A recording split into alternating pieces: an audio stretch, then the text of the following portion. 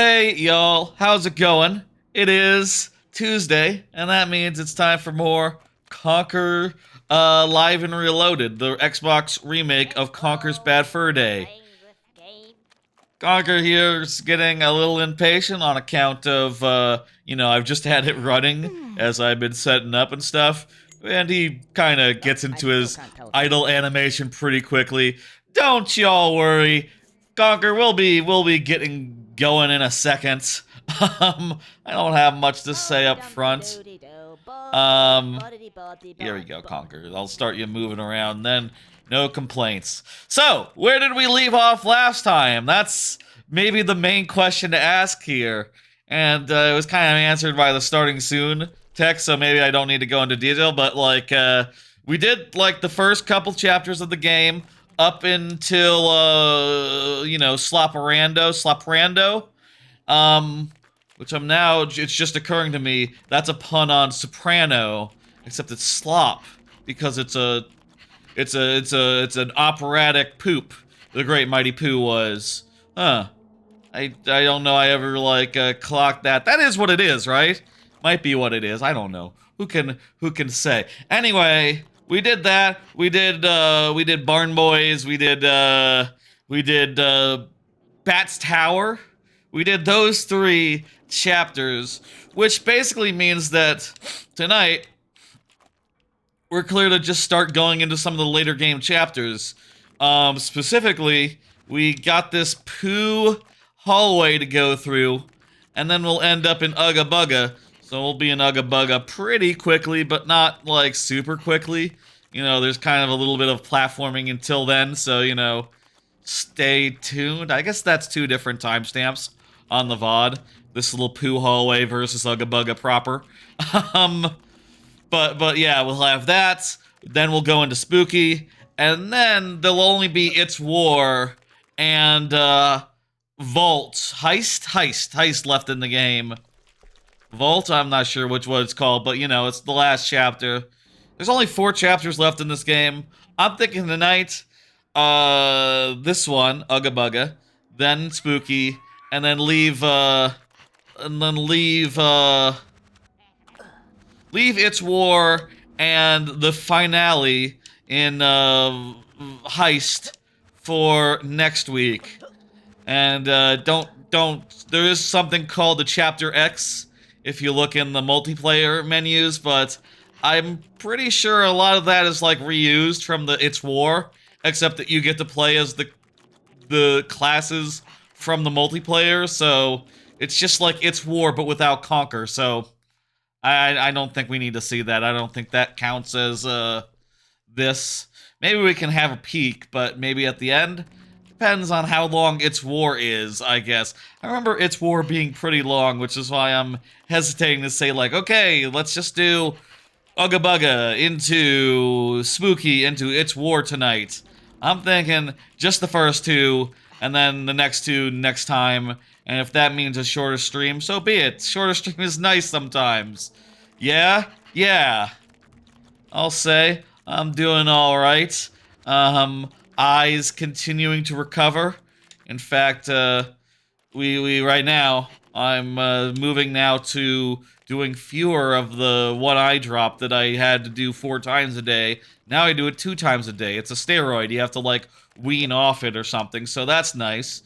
That feels good to be closer to out of the woods entirely. Eventually, I'm sure I'll be taking nothing, and that'll be nice. Let's do it. Let's go to let's go to Uga Buga, and it'll be a small trip to until then, just through some like light swimming parts, I guess. Can I call this light? Some slightly annoying swimming parts that aren't very fun or interesting, but you just gotta do because it is what it is. Yippee! Yay! Shit.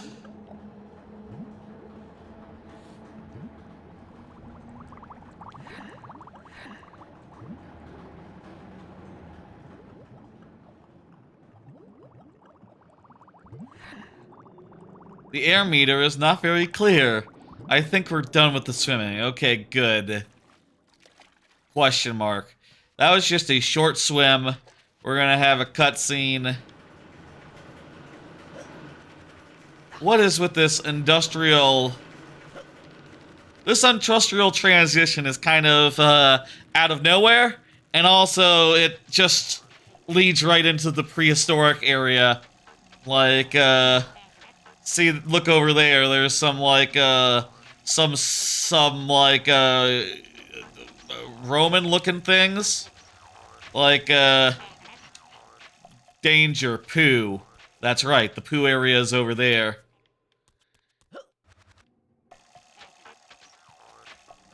There's the prehistoric area. We just gotta watch a cutscene. Oh, and by the way, parental guidance suggested. Conker's Bad Fur Day is famously, lewd, crude, M-rated. Watch out for that if you, are sensitive. No, I will not be setting this to be like, on YouTube for like 18 plus only. This is M-rated. 17-year-olds are allowed to enjoy it. And, you know, that rating. $1,000. Oh, that means I gotta go back that way. Eh? Wait, what? Don't I have $1,000? Well, I can't remember. I'm sure it'll come back. Right. Let's keep. How many dollars do I have? 910. I'm $100 short? Okay, I guess maybe we're not going into this next area because we're a little short. Oh, fuck. This is like the main time where money comes into play at this point in the game. Shit. Well, let's go raise... Fuck, what the hell? What did I miss last time?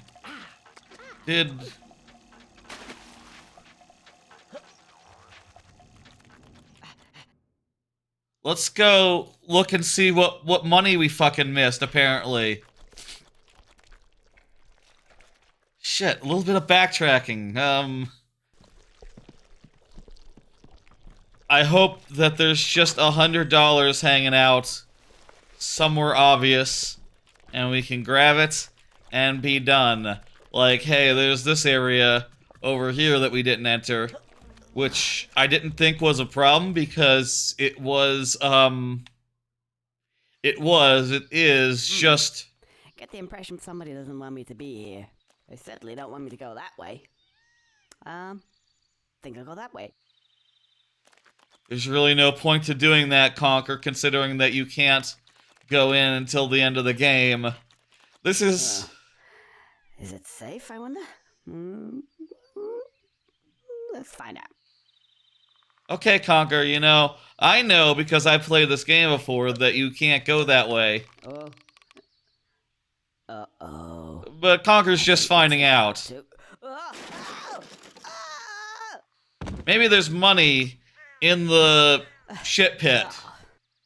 Ah, heck. Doesn't like I'm going that way just yet. Yes, that's the last chapter of the game over there. The bank is. If you could get over there, I wonder if that would take you to the end game and let you just finish it. You know, I've never seen a speedrun of Conker's Bad Fur Day.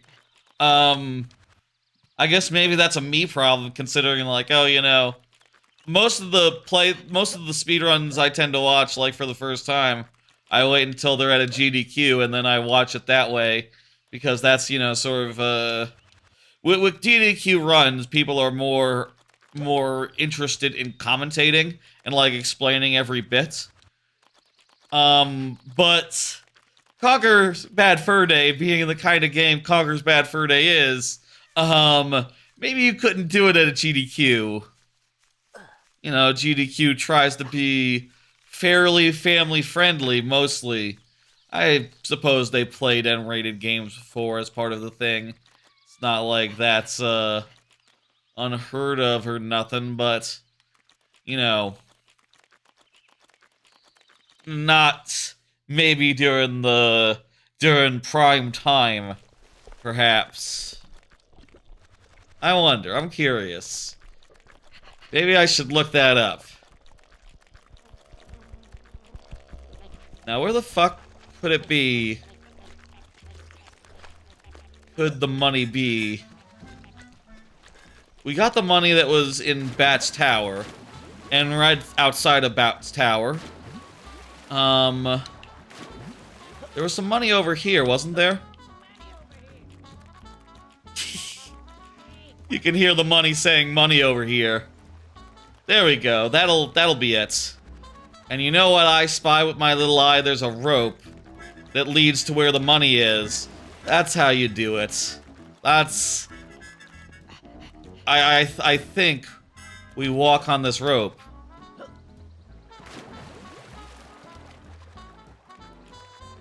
Money over there.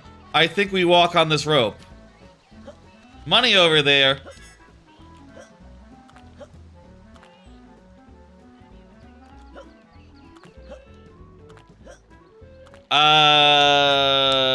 Maybe that was optimistic.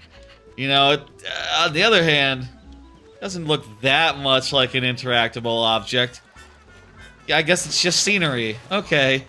In a modern game, like a Mario Odyssey, you'd be able to, like, hop on that and go, like, woohoo, you know, like Sunshine style, Mario Sunshine. But the original game was before Sunshine, so maybe can't expect it to be like that. Instead, you gotta go through these conspicuous holes. These honey holes. And that's how you get the money. Cool. Laughing all the way to the bank. Tell me that was $100. Yes, that was $100. Fuck off. Yeah, we're fixed good now. Okay. We have enough money to return to the shit pipe and to go pay off the guards. Excellent. This will definitely get a timestamp for sure now. Definitely was before, but you know, I didn't anticipate a little bit of backtracking. Fortunately, there was only one obvious place in the main hub where the money could be. And we had seen the money last time, I just didn't know how to get it. And just moseyed along before grabbing it. How about a card? I got cards. Cards that have things on them that I'm meaning to discuss this stream. Let's do one right now. Y'all see about, that there's a Donkey Kong Bananza Direct tomorrow? Yeah, that's right. There's a Donkey Kong Bananza Direct tomorrow. Dashing per now, perhaps the hopes people had for a general direct, or even a partners direct to, like, announce, like, partner stuff, but, hey, man, Donkey Kong, for what it's worth, and this is true, Donkey Kong has never had a direct before of its own. Never, since they started doing Nintendo Directs, has there been a new Donkey Kong game that they felt swung a full direct, so this is a historic thing. I'm excited to see it. In a like, pretty, you know, it is marketing. Is marketing historical? I don't know. It is the first one of its kind, and, you know, it's a game that I'm really looking forward to seeing more of, so, count me as mark me down as very excited to see more detail about that game. You know, more about the villains, perhaps. More about, Odd Rock. There's a thing that was leaked about Odd Rock that, fuck me, about Odd Rock that is very likely to be revealed, I think, considering that the rumor has it that the, oh, hey, this is important. So, did you get him? He's in multiple pieces, is what they're about to say. A bit messy. Because we got killed by a thing. regardless of how messy, our fate remains the same. Actually, no, we don't. If we die like in One Piece, we get to see. Remember, a reminder: the plot of this game is that he's looking for something to fill the gap between underneath a chair leg or a table leg, and a red-tailed fox just fits the bill perfectly. It's a dumb plot. Don't worry about it. It's intentionally dumb as hell. As dumb as it possibly could be, really. Anyway, this is a exciting direct, I think. I'm looking forward to seeing, like, more areas. You know, Diddy Kong has had his redesign revealed. I'm sure we'll find out, like, hey, where's Diddy Kong in this game? Any other Kongs I think would be nice to see. I mean, I imagine, like, there was a lot of detail that came from the treehouse, which will be rehashed, like, oh, you know, we'll find out, like, okay, well, Cranky, what's his deal? Do you just find him and he gives you golden bananas? Like, is Rambi in the game? How many other, like, things directly out of Donkey Kong Country can we expect to see? It's exciting, and, looking forward to that tomorrow. That'll be, you know, Wednesday morning. Exciting. Exciting. Anywho, let's go see this scene, and then we'll be into Uga Buga. You'll have to pay the toll. Mercenaries. There you go. $1,000. Thank you. Can I get past now? Hey, I'm not finished yet. We're looking for a squirrel. And I think by the description given to me that you are a squirrel. Hang I on. am not a squirrel. That's true. You fit the description perfectly. Oh, really? And could you describe this I description? like to this me? scene. Well, short, red fur, a big bushy tail, and a twitchy nose. This is just basically a Bugs Bunny scene. And you're coming. This is just like something that Bugs Bunny would do, basically. I tell you, I'm not a squirrel. Get your This hands is some off. rabbit season shit. What are you then? I'm an elephant. Squirrels aren't short and furry. They're big and gray. I wonder if the camera work is different here than in the original one. Noses. They don't have them. I feel like, No, they're long and snouty. I don't know about this. I thought it was like reverse shots. A lot more. I'm sure. See ya. Elephant never forgets, yeah. There's nothing like a good. Now then, That's right. They can't say curse words because it's all right. Microsoft said not to, I He's not a guess. squirrel. He's an elephant. An elephant. You stupid. Oh yeah. Or, there are other words they can't say. And the money comes back to us because money is smart.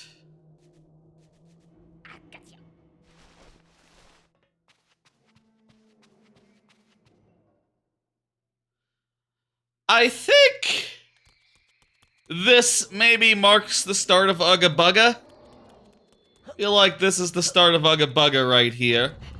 Considering that there are now dinosaurs running around.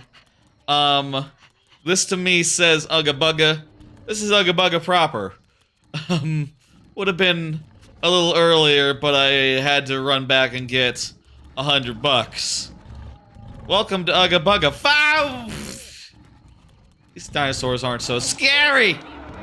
Oh, they have to work through my chocolate. Okay, good. That... bit concerning, but... I'll be fine. These guys are definitely scarier than the ones in Star Fox Adventures. For what it's worth. More dangerous, but still... got health. So whatever. Hey, where the f you been, you ginger bastard? The last money said the same thing. Cool. I can put Cash. this in the rest of my dead presidents. That's right. Do they have dead presidents on them, the Conker money? Doesn't matter. It doesn't matter.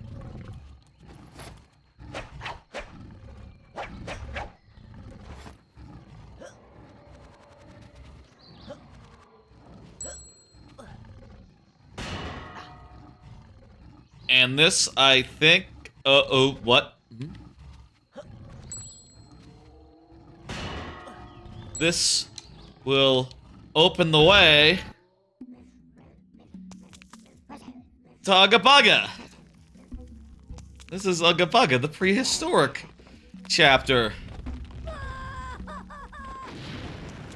Oh, that's some bad luck on that caveman fella.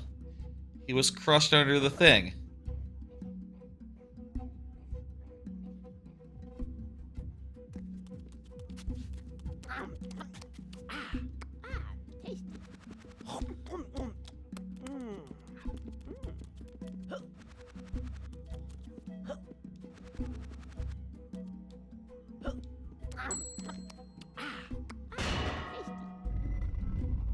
Okay, we opened the door. I'm sure that'll be important. Now, what we want to do, I think we need to walk over here and get rejected from this bar. These guys gotta move with a... I say they move with a low frame rate, but actually the game just has a low frame rate, I think. Right now. I'm not sure that's so much intentional as it is just,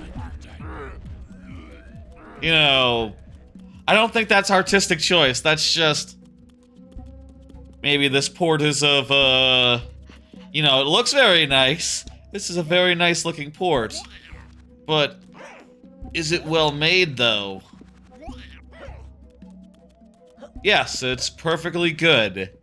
Gets a little framey. It was the Xbox, not like this 360. I wonder how that works though, because I'm on the Series X right now, so you think it'd be like the Nintendo Switch too, right? You'd think like frame rate issues would be annihilated.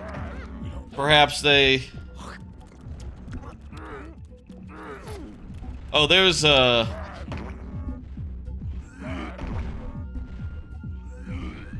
Let me up. There's a sleeping one. We need to escort this sleeping rock down the ramp and try not to die. These guys, they're dicks. What the hell?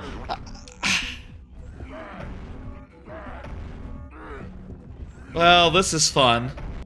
You can't do anything about those guys until much later, so... I guess let's just try not to wake as many of them up as possible. Okay, yeah, we just need to avoid getting their attention. There we go. They're... Fuck you! Comboing me, what the fuck?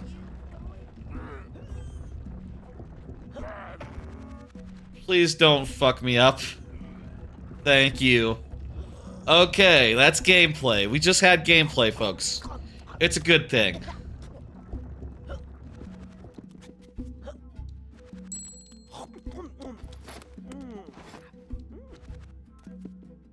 Did that guy just turn around? The one that's in the rock?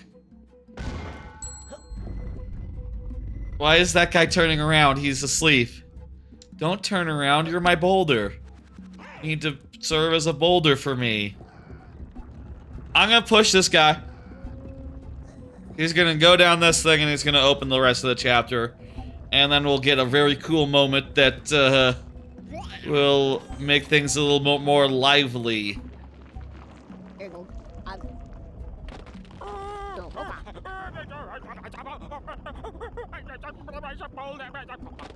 Also, by the way, there's basically been no music so far, so I probably should check the volume soon as the music starts back up. Which, again, very soon. Ah! I think Uga Buga and Spooky are both pretty long chapters, so I think that will be good for tonight with just these two. Here we go. Here's the best bit of Uga Buga.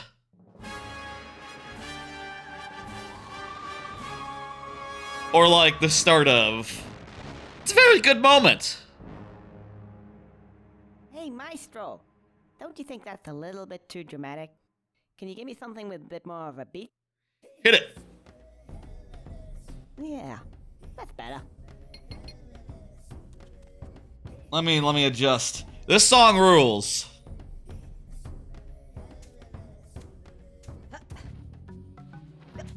Okay. How's this? Maybe Oh, I can believe that. Oh, I can believe that. yeah?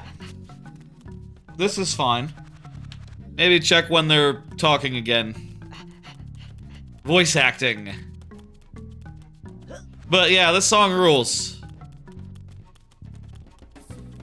In my head, it was louder when it started. Maybe I should have had the volume up louder. But I didn't, so whatever. Moving on. A very catchy song.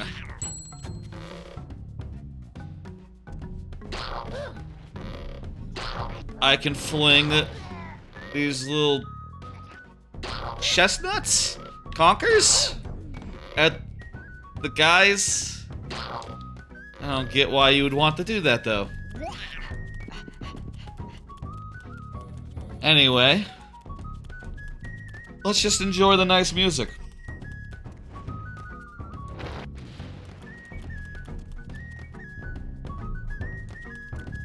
Give it a little bit more. I like the lyrics, they're good lyrics. These guys are still here.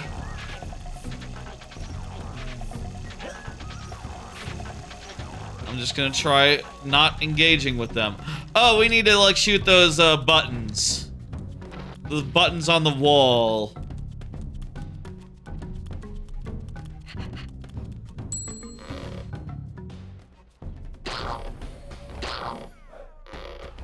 The button will make the thing go up, and the other button will make it go down.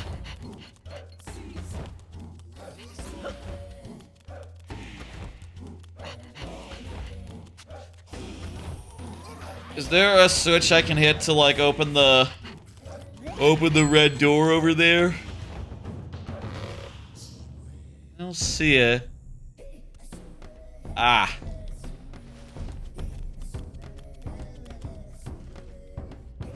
Anyway, I will say I have some more cards, so let's do one of those while I'm just a little bit confused. Do one of those real fast, like. Shout out to the Switch 2, but we don't need to go in depth on it. Still is relatively new, the Switch 2, just having come out like a couple weeks ago now. I'm still having a real good time with it, with a couple games, but, you know, suffice to say, we don't need to just, I feel like every stream recently, I've, you know, made sure I'm gonna try beating these guys up. I'll be annoyed if this is the case, but I'll be annoyed regardless. Perhaps. These guys are terrible. And a big addition to this version of the game in particular. Like, these guys are not at all this prevalent in the original game. Whatever. The last, like, couple weeks of streams, I feel like I've, you know, had to, like, made sure to make room to be like, oh, hey, Mario Kart continues to be great. Okay, like, you know, I'm playing this other stuff on Switch too. Yada yada. Okay, I'm still annoyed, even though it looks like that's not. They had nothing to do with the door. Definitely still annoyed. We don't need to do that every week for the next 100 years, right? Like, eventually, it's kind of just a normal thing that the Switch 2 is out and is great, and there's... What happened?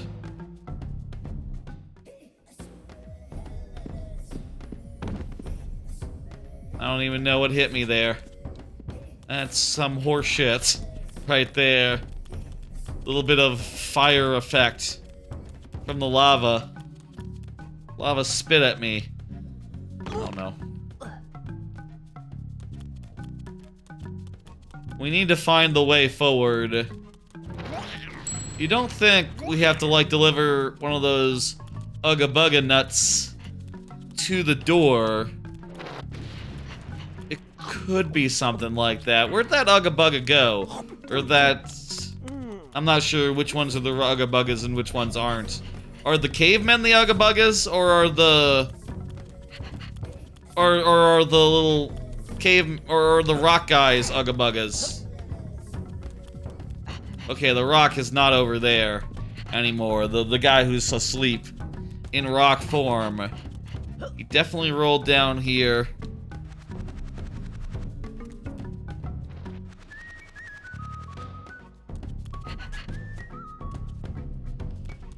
After which he seems to have vanished, I guess. Might as well raise this thing now. We'll need to use it later. Assuming that we don't die before then. Which I guess is possible, very possible. We maybe... We come back another time, we'll just leave him. You know, we'll save that for... if we need to.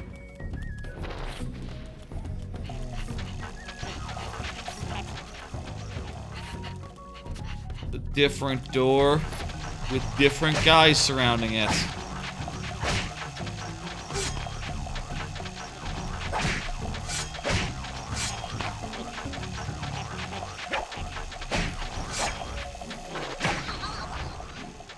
These guys, I think I said last time, they're like top 5 worst enemies of all time in video games. They're just horrible. They're just the worst. You sort of have to hit them and then like back up. You could sometimes do a weirdo combo. Okay, that's how you... That door... Not consistent at all. That door opens based on killing enemies. But that door only, not the other doors. Fucking... I don't get it. Whatever. This is a iconic part. A memorable part of the game. Maybe I feel like I say that too often, perhaps. Oh. Ah, But Conker here it just comes. became a mommy. Whatever it is. You know, in not like in a weird, like in a cartoon sense of like, oh, are you my mommy? Yes, I'm your mommy. You know, this is Bloopy.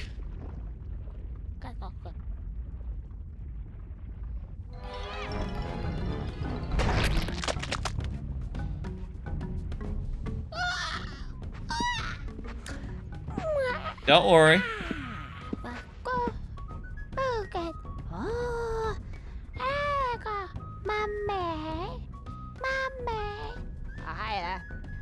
Yep. Yeah, that's right. I'm your mommy. I'm your mommy. Yep. Mommy. Yep. Mommy. Yep.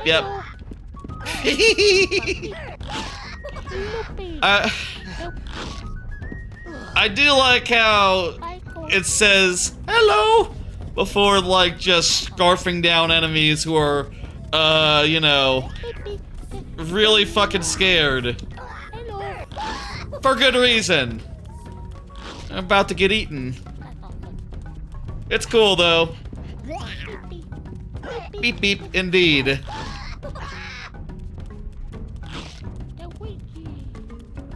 She just said Luigi. She or he, I don't know.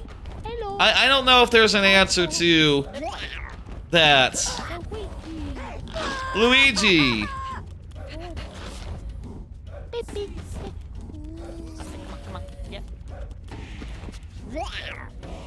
Very heartwarming.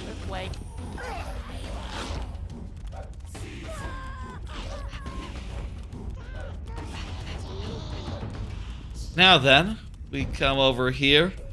And I hope those guys are still there. Okay, no, they're gone. Wait, where's the...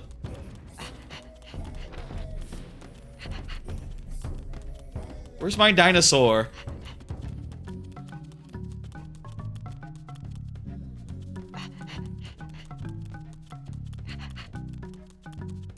Where's my dinosaur? I mean, that door is clearly too small to accommodate the full-size dinosaur. And also now I'm dead. Ah.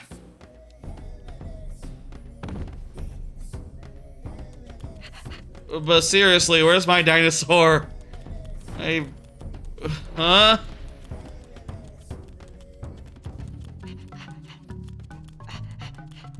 I thought this was just as easy as you walk.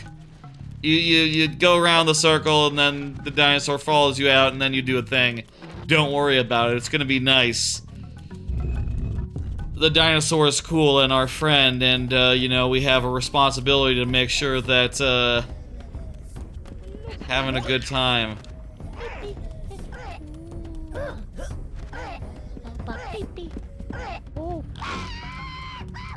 Okay, yes, Papa Pee-Pee. Come this way, maybe? Luigi, yes. This way.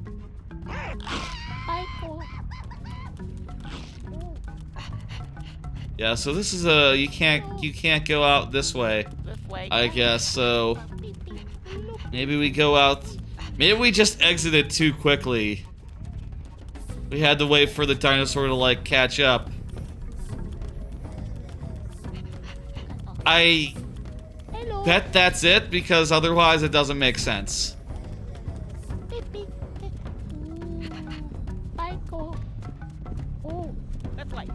I guess this is an escort mission. This is one of the better escort missions. It's pretty short as well. Fumble aside. Unforced error aside. It's just, hey, you walk in a circle and, eat. Mommy. Good bit. Luigi. Here's another card. I'm playing Cubivore.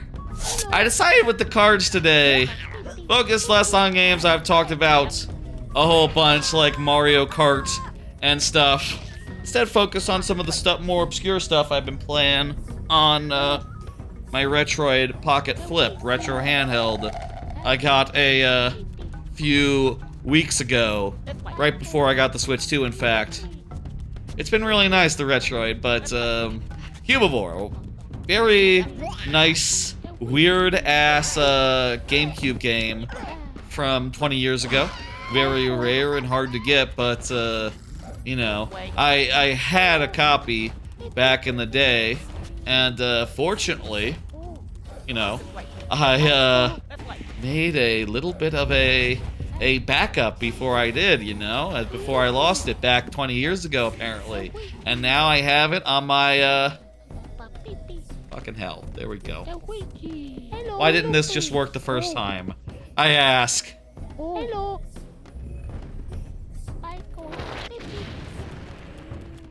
Very annoying, very annoying.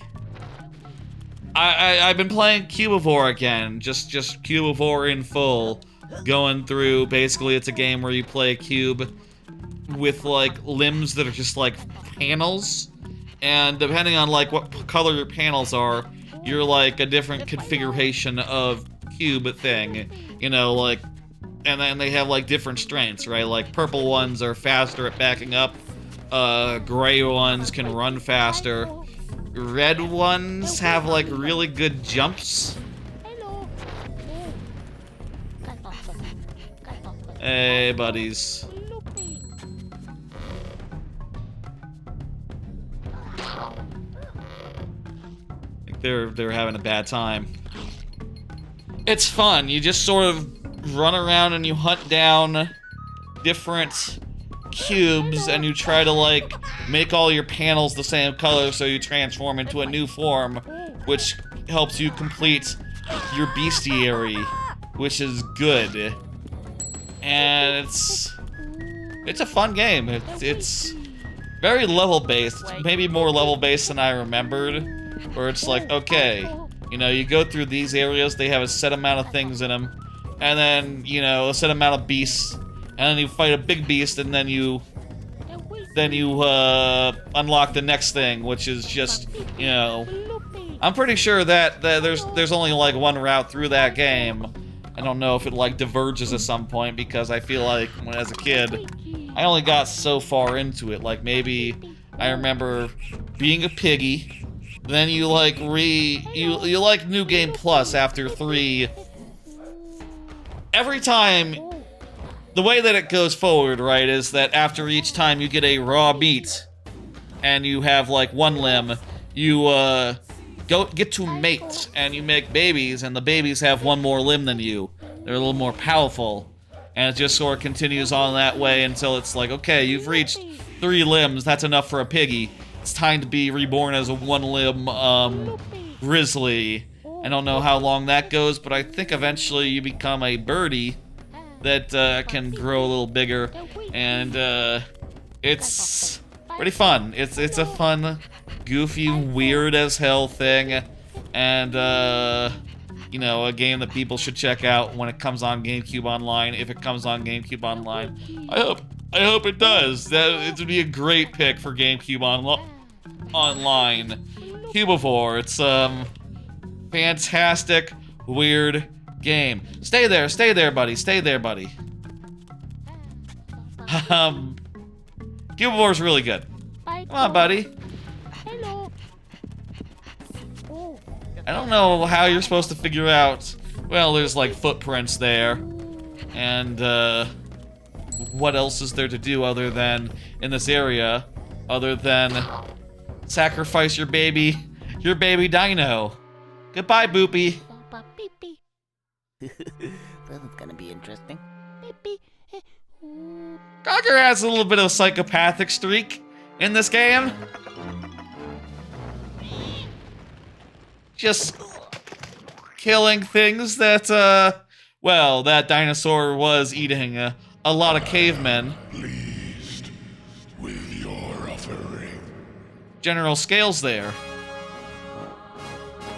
Killing a lot of things that weren't even offering harm, like the shitting cows last week, and Boopy this week. It's fine though. We love him.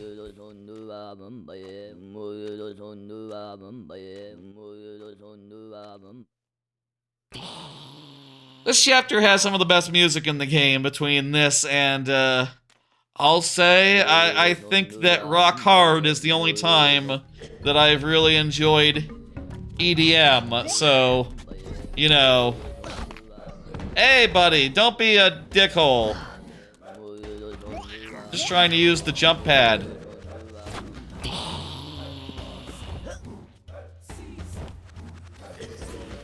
Oh, these guys are still around. How did that leave? Fuck, cocked. Lose all my health. Cock! That's not good.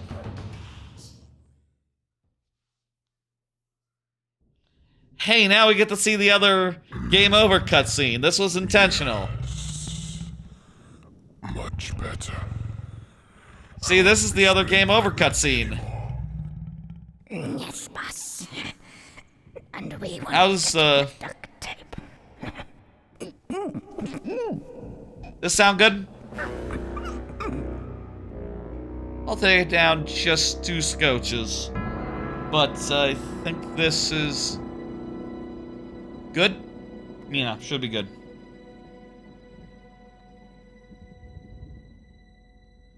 Okay, let's carry on. It's fine. I'm always a little bit paranoid, I feel like, of how sound levels. You know, it's hard to tell in the moment if something is too hot or just right or way too quiet. And I think I tend to err on the side of way too quiet. You know, out of you know, I'd rather things be audible. I'd rather, like, if I'm not audible, like, I'm talking for nothing. Whereas, like, if the game is pretty quiet, like, yeah, okay. You don't need to always hear it. It's nice to, but it's not required. God damn it.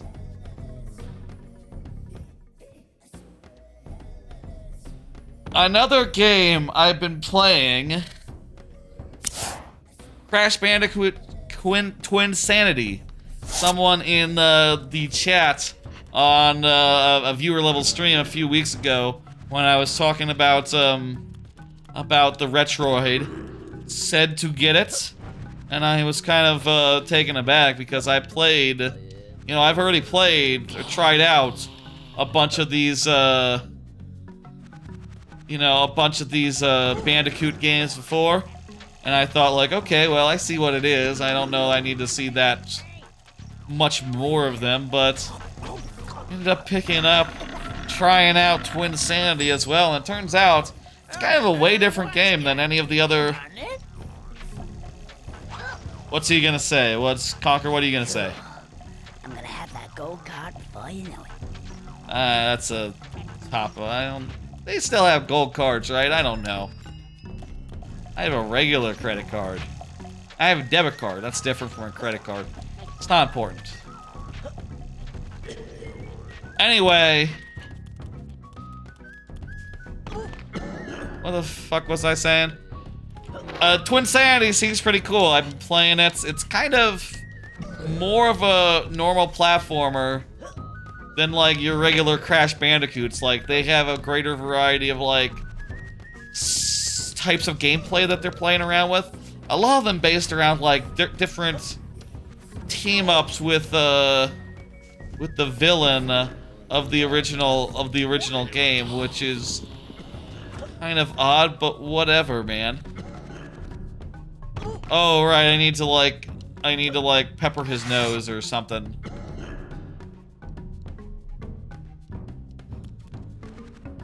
Or maybe I can just jump right in. No, there's like an invisible wall or something. I'm not...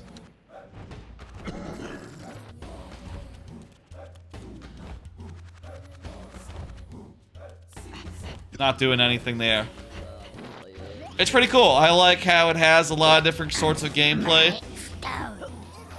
Like, parts where it asks you to, like, okay, well, you know, here we go. You have to, like, pepper his nose or something.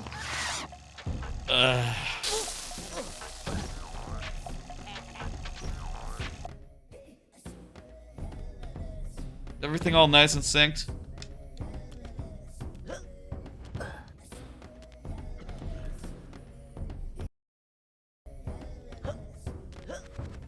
Okay. I think maybe the audio was a little bit off. I don't know. Maybe that's the game. Anyway, Twin Sanity is pretty cool. I'm enjoying it. It's a nice little platformer with a good variety of, like, oh, here's a part where you can't jump. Here's a part where you're, like, using Cortez as, like, a baton. Okay, here we go. We gotta get a little bit disgruntled there. I guess the gas hurts us. So if he's exhaling, we can't get in there, but when he's not exhaling, we're fine. We'll just walk right up and... What?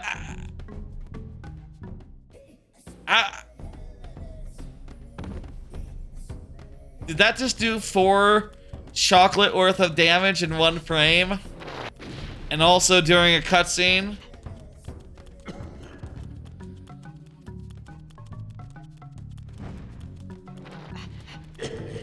Horseshit. Some horseshit here. Anyway. Crash Bandicoot Twin Sanity seems cool. Definitely seems quite cool. Quite good. And charming besides.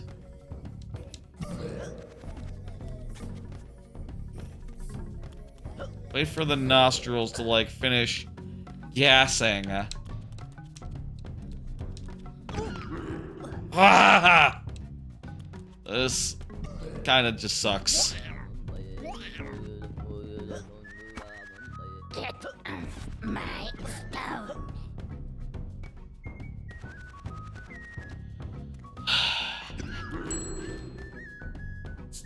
Okay, we're peppering, we're peppering.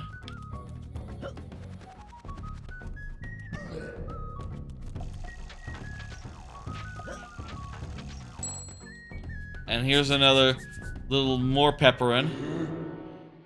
And now we have to do the thing. Okay, cool.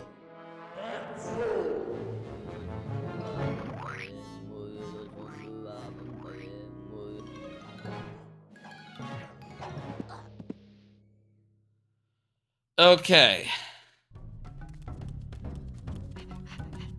I guess a thing, as, you know, I replay this, that is worth noting is that, one, the original version, I feel like, was always a little bit more sharper. You know, didn't have, like, the annoying guys that just served to annoy you. Not the cavemen, those were there, but they didn't have the guys who spike out. But even then, it was always, like, a very mid-platformer as far as the platforming goes. It's like, yeah, no, you're not really playing for the platforming. For the gameplay. See now. Yeah. It kinda Yeah. suits me. You're not really playing for the platforming so much as you are just, you know, playing for the sake of, you know, there's like story and stuff to soak in. You know, it's more like a Super Paper Mario, for instance, which is a game I've been playing a little bit of as well. But I don't have a full card for it, so, you know, might as well say, like, hey, that's a interesting game. There are a lot of interesting games out there. You know, one where it's like, okay, well, the gameplay, pretty serviceable, but the story is, like, also it's above average, let's say. I'm not gonna say Conker's rating is, like, extraordinary or stands the test of time. See this? Uh-oh. These guys are friends now because we have hats. Oh, not these guys again. Up. Yeah. Oh, yeah, I know. Yeah, I know, I'm great. I know. Yeah. Okay, those rock monster guys up there. Do you like them? Well, I don't like them either. You fancy getting rid of them? Sure. Okay. I like understated Conker. When it's a little bit understated, you know, just, yeah, I know I'm great. Yep. Okay, this is happening. What the hell? Let's go with it. You know, that is charming when Conker is like that. I feel like that part is not remembered as much as the, like, Conker that is just over the top, you know? People remember killing Bluey. They don't remember him having a very, like, nonchalant response to being worshipped by these guys. It's just like, oh yeah, well, this is... Okay, I guess this is happening. Let's just roll with it.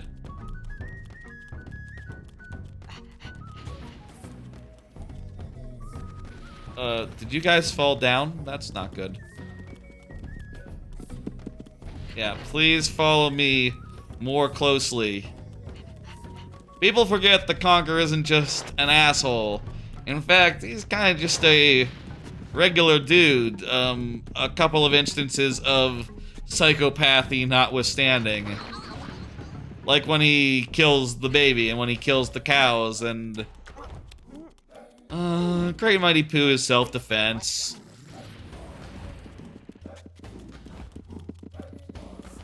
That guy seems to have fallen and he can't get up. I'm sure it'll be fine with just this many. Maybe they'll just, like, you know, discreetly teleport some of them to catch up. Oh, also we got reinforcements here. No? Okay. The guys with the bones, they got better things to do than to worship. My ass. Okay, guys, let me have the first pop, and then they're all yours.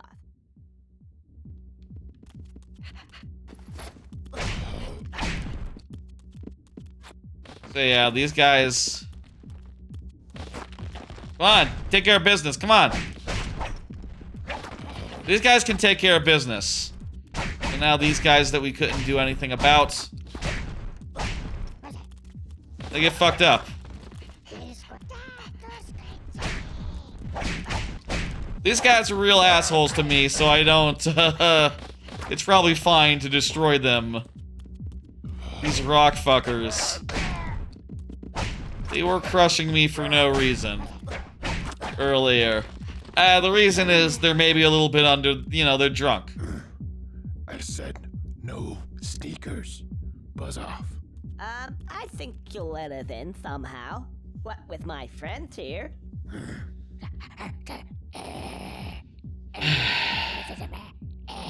Alright guys, just steady on.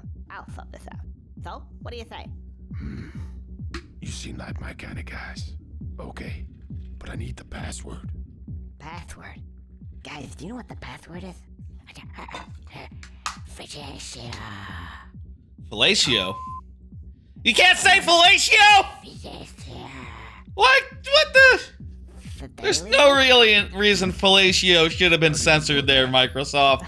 Come on! Nintendo! I will be. Did you see the prologue? What? Oh, nothing. Nintendo let the word fellatio go by. Have some fun. It's just another word for a blowjob. It's not anything weird. I'm sorry, they've censored some stuff in this game so far, so I should expect it, you know, in this version of this game before, but... Fellatio? Come on now. And I ended up reacting right over the line where Conker says he's gonna be king. Haven't you seen the prologue? I like that bit of dialogue. It's kind of cheeky. I like this game when it's kind of cheeky, you know?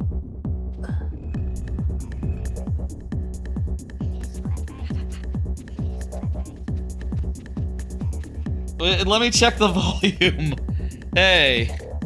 Can you still hear me? Yeah, it's fine. Maybe take it down a scotch. Yeah. It's supposed to be kind of loud, right? It's a dance club. This is rock solid. The music that plays in Rock Solid, which, you know, is EDM, has a bit of a beat to it. And also there's another bit like later into the song where it gets a little bit more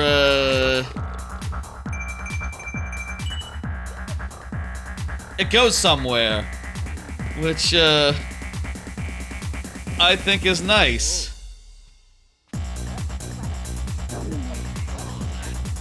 I don't know, I don't like this kind of music, honestly. Typically, so this being my jam, it's not really a big deal or nothing. It just is what it is. Anyway, I gotta take out my secret weapon, and using this, I can turn these guys into rocks. You know, make them rock up.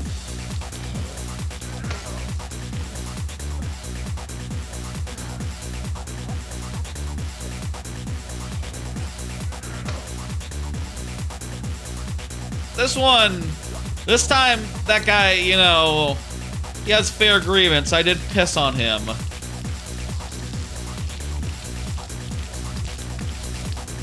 Like, okay, yeah, that's fair, buddy. I wouldn't want to be peed on either. Once we unzip up, he's gonna get his...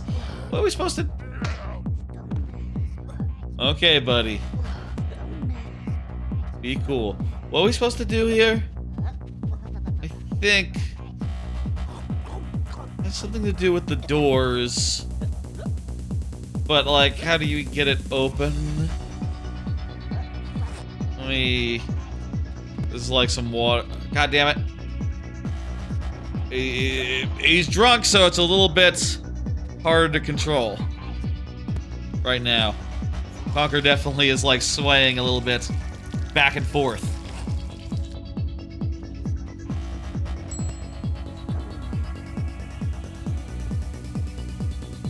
There we go.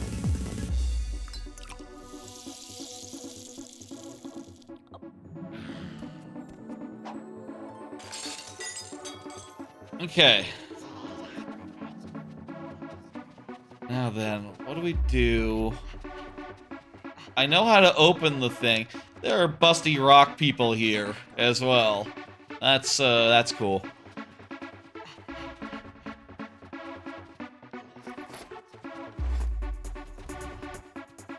So this opens the one door. Are we supposed to... I think maybe what we're supposed to do here is get wasted, walk up to the switch, and then project our piss downwards to, like, pee someone into the hole from a great distance. This is gonna be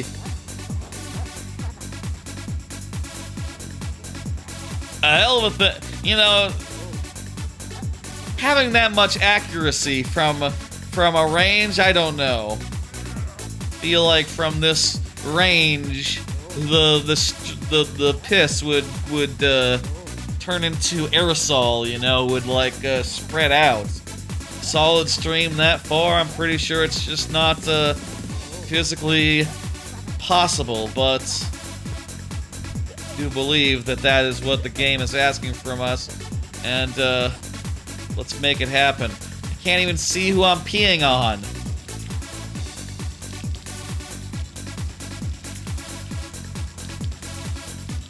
I don't know, man. This definitely looks like it's not working. Man, that is a high pee trail, though. Pee trail? That's not the term for it. Peeing on the ground there, that's normal.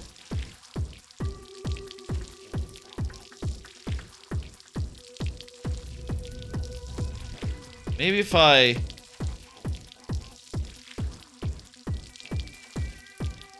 No, it looks like no one's... Everyone's no-selling the piss, even if I'm, like, aiming at them pretty square on.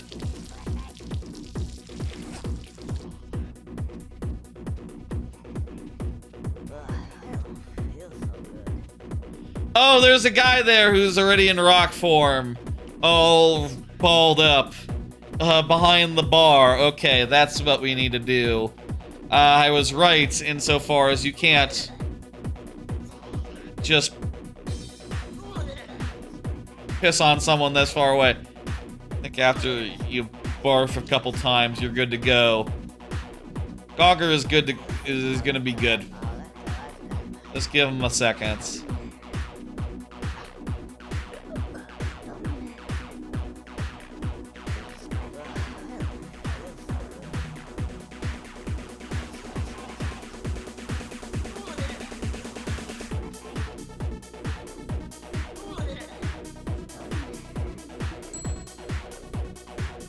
Okay, let me take the cure, and that'll be fine then.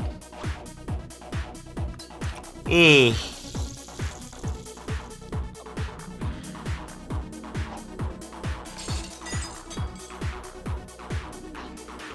Alright, let's go. This guy is what we need to do. Third game I've been playing on my Retroid. While we're just rolling this guy. Symphony of the Night. Been playing more of Symphony of the Night. In the last, don't hit me, don't hit me. It's cool. I'm just rolling your friend, don't worry about it. Been playing more Symphony of the Night, I'll say... It is the game that made Metroidvanias the way they are today. Sort of a big genre definer. And, you know, I'm having a good time with it. Just, it's a lot harder than a lot of other Metroidvanias. It also sometimes is a little more obtuse with its, like, progression Like, I did get stuck for a while there because I didn't realize, like, oh, I have to talk to the librarian and actually buy something in particular that he has. Like, one of the progression items is just available in a random store. And it's like, oh, fuck me, really? Not like an enemy or a boss. I just have to talk to a librarian and give him 500 bucks. Not big, huge into that, but whatever. It's still, like, probably the most influential Metroidvania that there ever was. And a hell of a good one. You know, and enjoying playing through it on a version that's not a weird port of itself. Which, you know, the first time I played was the Xbox 360 port, which they didn't know how to do ports back then. They literally allowed you to, like, resize the screen. And if you wanted it to be big and, like, pixel per pixel, it didn't actually give you a way to do that. You just had to, like, eyeball it. It was really weird. Definitely not how you do that sort of thing.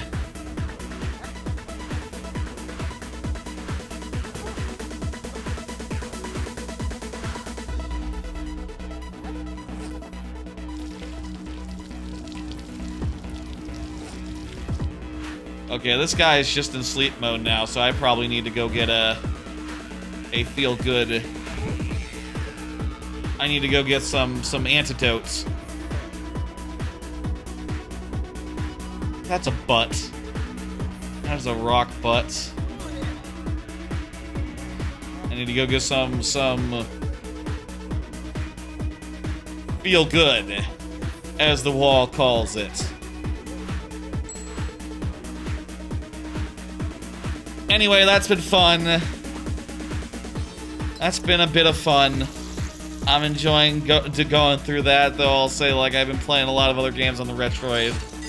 You know, when I started doing Retroid stuff, I was like, oh, you know, let's have this be the first game I finish.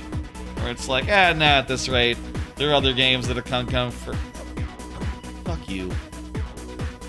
Fuck you. It's fucked up.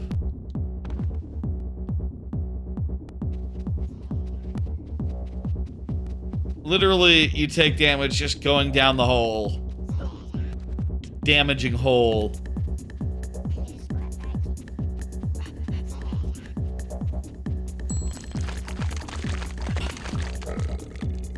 You know, I think about how Symphony of the Night, you know, they said, like, oh, you know, Igarashi made sure that the bosses were beatable without taking a single hit.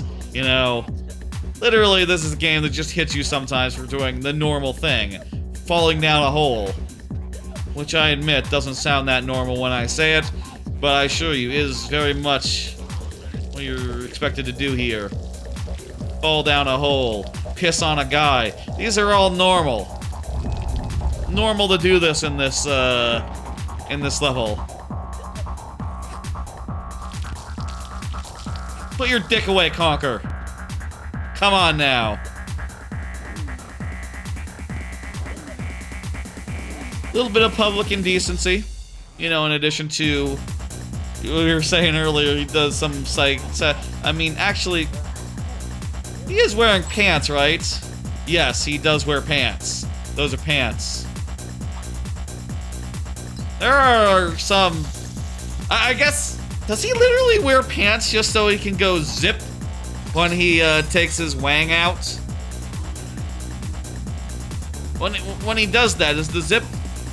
It looks like he's wearing like soccer or gym shorts, you know, rather than jeans. So like, is that zip his sweater? I think he's like unzipping his sweater, like make sure that it doesn't get like piss on it. Gotta be careful to avoid these busty ladies.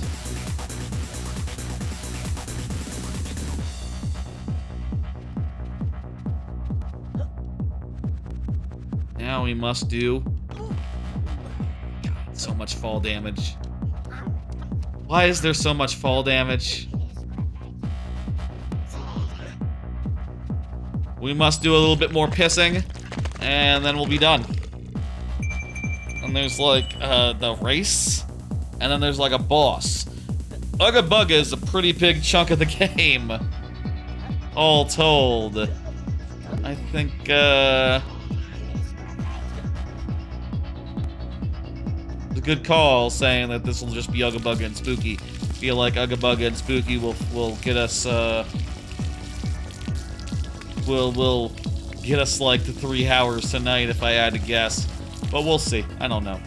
We still probably have half hour of this. Oh, jeez. Yeah, we rescued Barry. Barry! Where's she gone? Barry! Right, so we were. I recognize me with this on my head. That's okay. Right. I think it's time to leave this place. Getting a bit noisy. Hey, over here. I need that money. Where's that money? Where'd the money go? Hey, over here. Somebody get me. Hey, over here. Cool.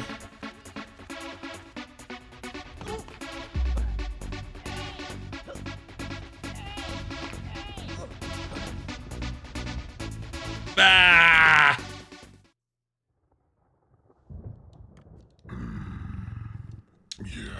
Yes, yes, yes. We get it. Let's just continue. I need to get that money.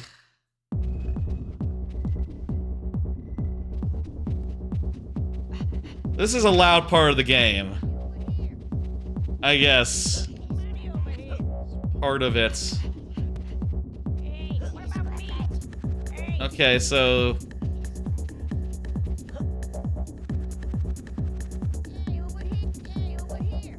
You have to hit the fly button halfway through falling. You can go right through those ribs. Hey, I'm here. Hurry up. Pick me up, head. Excellent. Jetpacks and bullets. Here we come. Let's get the fuck out of here, I guess. I think we just leave. Except we don't.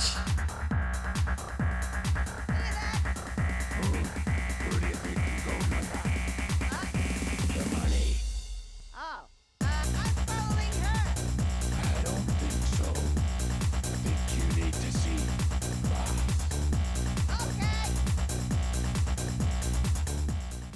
Okay. Okay, volume levels are back to where they were before. I'm gonna maybe give it a little bit more. This is the fella. Off me. Sure.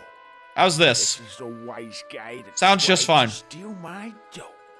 What do you gotta say for yourself, boy? How much was it? Hey, Barry, how you doing? Me. Do you know this tea leaf? Oh, was she dancing like, I'd associate with a caveman. The broad does not seem to know you. maybe she was just cage dancing for fun. I gotta go powder my nose. Get You out. know, as people do Right. sometimes. Let's It's get like a back thing to at that sort of business. bar. I just got one thing to do. I suppose it's a little bit weird to walk into a nightclub and assume that the people in cages are there in captivity. That's not Step out of how line. bars You work. can expect to be respected. We have the advantage of having seen the you scene where she guys got, like, so abducted or no something. Who it So is? maybe that primes us to, like, think that way, but Frank. I don't know why Conker thinks that way. Chicho. Other than, like, what is my girlfriend doing in a strip club, in a strip club, in a strip cage? That's, not a place where you expect to see your, I don't know. I wasn't listening. What did he do? Look, you can have the money. In fact, I've got more money. You can have that too, if you want. Oh no, what am I doing? You can keep the money, but you gotta do me a little job first. A job? Oh, yeah, cool. Oh. I mean, I'm gonna have to. I'll have to consider it first. I mean, what is it? What I have to do? Good, good. I'm glad you accepted. Step this way. Okay, here's the plan. We got ourselves a little problem. In fact, several little problems. You already got the disguise, so that's that one covered. What else you need is one of these. It's called a bomb. These are the problem. Where they came from, I don't know. They seem totally out of place in this ecosystem. But they're here, and they're on my patch. So, what I propose I that you guess. do is use your disguise acumen. Take the bomb through here, They're like humans and whatnot, right? down here, Hmm. out of here, and drop it here. All right, we can do By the that. way, when that bomb goes off, I suggest you leave town. And if you don't pull it off, I suggest you leave town. Let's go to work. Okay.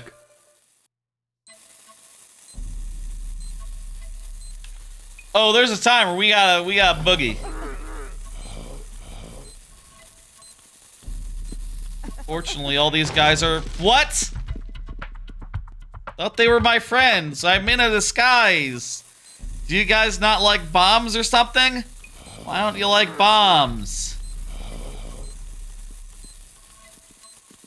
Be cool. Be cool, guys. Don't worry about it. I'm your god or whatever. I have the good hat. You were worshipping me like 10 minutes ago. We got a little plastered at the bar. You know, at least Conker did, you know. Not like in reality, but that just happened. Maybe they didn't like how I pissed on everything. I didn't piss on them though. Maybe I did. I'm not sure. It's hard to really like aim, you know? Easy for a little bit of splatter. Real splatter danger. There's a risk of splatter.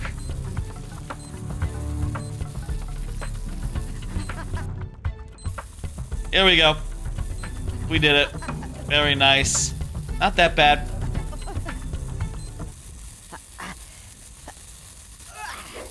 Let's cheat away.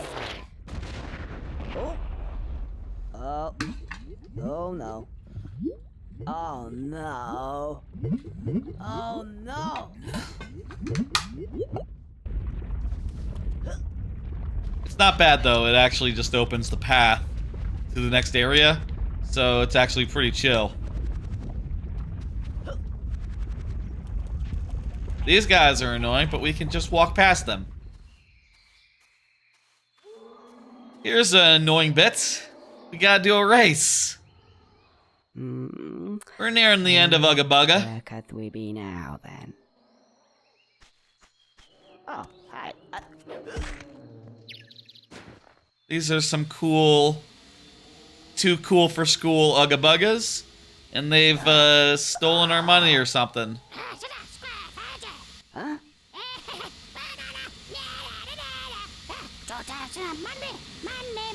Huh? Recognize that money? I recognize that money. No. What is the world? This is a funny thing to say. When a squirrel can't I like even it when dinosaur when food when well Conker without says getting mugged by something a bunch of prehistoric brats. funny. Hey, give me my money back. What's the moon?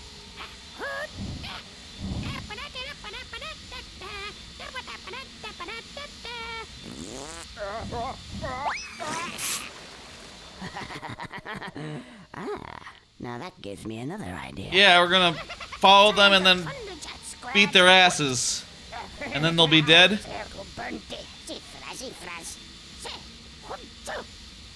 They have hoverboards. You don't have to worry about that. This is just a stupid setting.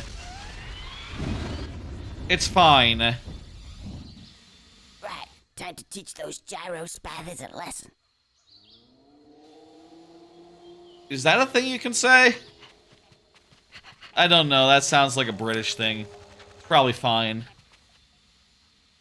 Sounds like, you know, you can't say fellatio, but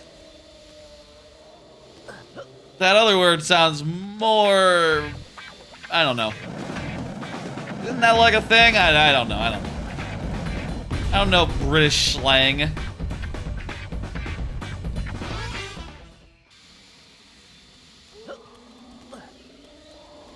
How's the audio situation for this? Test. Certainly hotter than it was before, but it's probably fine. Take it down a scotch anyway to be safe. Let's do it. This is framey.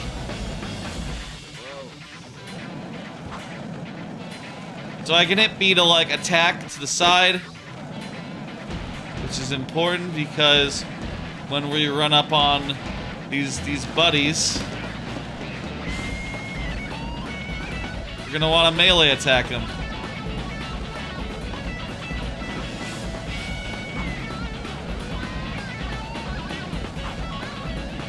Hey, we killed one of them. 2 more to go. This is very Star Fox Adventures. You know, I'll say I think this is better than the versions of it in Star Fox Adventures. Better than those 2 sequences by a nose. Like, just barely. It's just a little bit less annoying. Just a little bit, though. Like, it's easier to control, and when you hit someone, they just die. So you don't have to, like, worry about, you know, their health, your health. It's not an endurance battle so much as it is just, let's just hit this guy and he's done.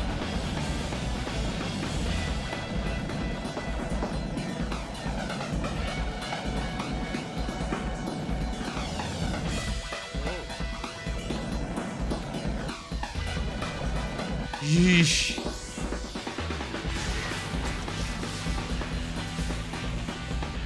Bit long though. I said it wasn't long. It's not long. It's just you know, it's the kind of thing you don't want to do again after getting most of the way through it. How about a card? I'm playing other games. Mario Kart, hell yeah. Hitman's been fun. Wind Waker, those have been the 3 games I've been playing on the old Switch 2. As far as the Retroid goes, I've been playing Rocket Robot on Wheels, an excellent 3D platform from the N64. Super Paper Mario, which I've gotten running all nice and good on my Retroid, which has been nice. I've been playing the Monkey Ball. Playing a bunch of the Monkey Balls. I tried Monkey Ball Junior in addition to the first Monkey Ball, which is like a Game Boy Advance version of Monkey Ball. It works kind of okay, but kind of not okay. It's not the worst thing in the world, but it's not as good as a regular Monkey Ball, which I also can just play on this damn thing. So, you know, why play a GBA version that's only advantages? Oh, like, it's portable. This is also now portable. Sorry.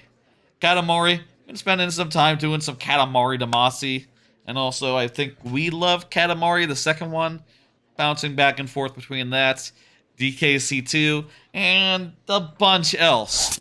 I've been kind of having a hell of a time, just like, you know, I put so many games on this thing, and I've sort of, like, been hesitating a little bit, you know, like, oh, you know, do I just dive into Ape Escape, right? Do I just dive into, like, okay, there's God of War on there. Should I give it a shot, give it a go? And a lot of the case, I'm like, holding off. Though I will say, I also did just add a whole fucking bunch, including some bad games. So, like, now I have Superman 64 on this thing. So I could do Superman 64. I could play Superman 64 and be like, oh, that's terrible, isn't it? Haha. And I'm sort of curious about that, but, you know, also, I could also just play good games, and that's fun. It's very fun having this thing. I will say it's a little bit finicky as of like compatibility and as of like performance. On some GameCube and Wii games, I'm definitely still getting like crashes a little too frequently. Like just straight up freezes, and I don't know why Dolphin is like that. And I've definitely had some compatibility issues on PlayStation 2 and some other stuff. F-Zero GX, by the way, does not run very well on the Retroid, no matter what, as far as I can tell.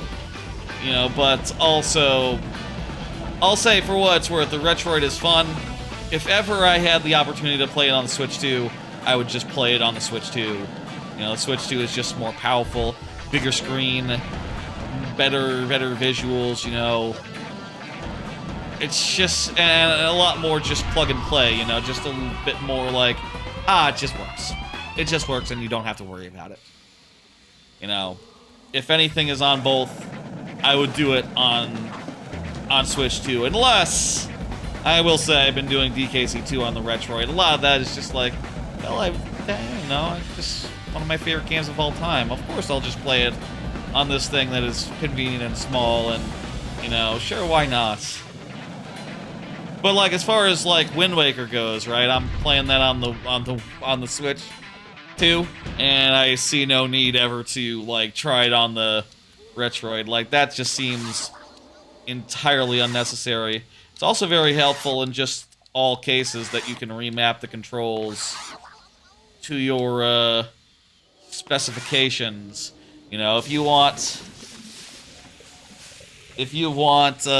you know, say, to invert the camera controls in like Sunshine, you can do that.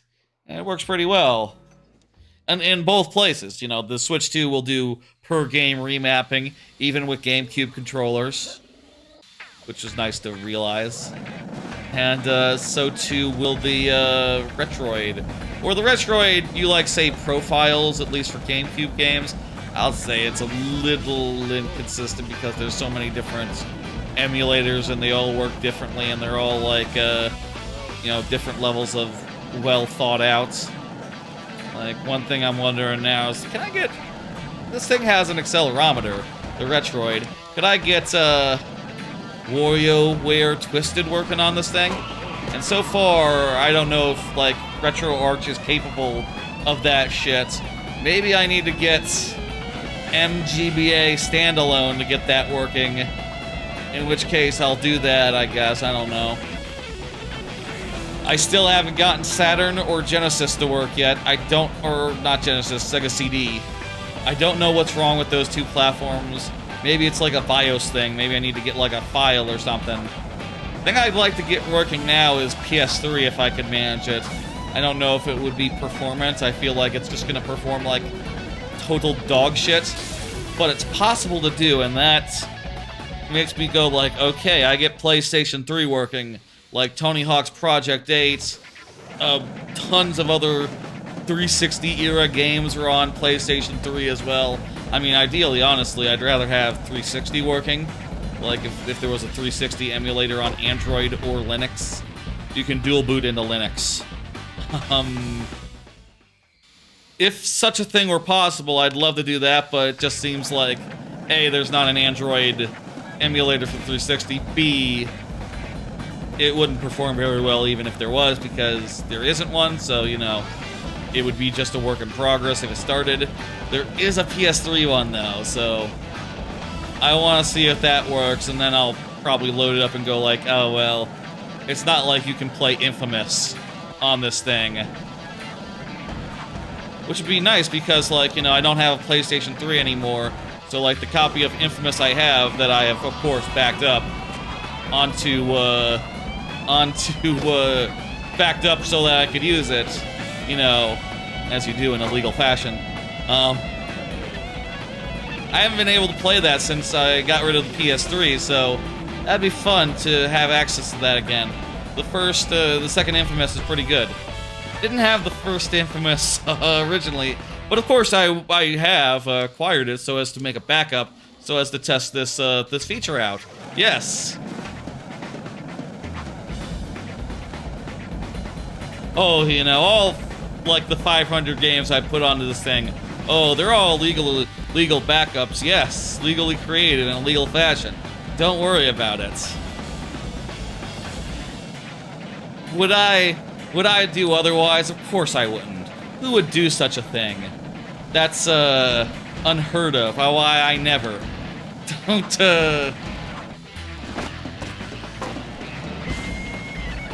I didn't die. How about that? The first try was the best try so far.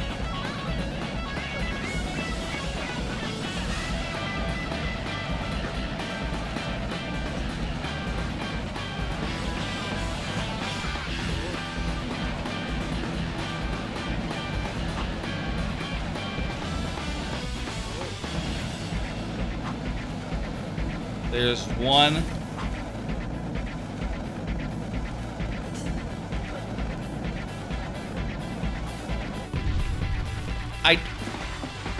That killed me, but the head-on collision didn't? It's fucked up.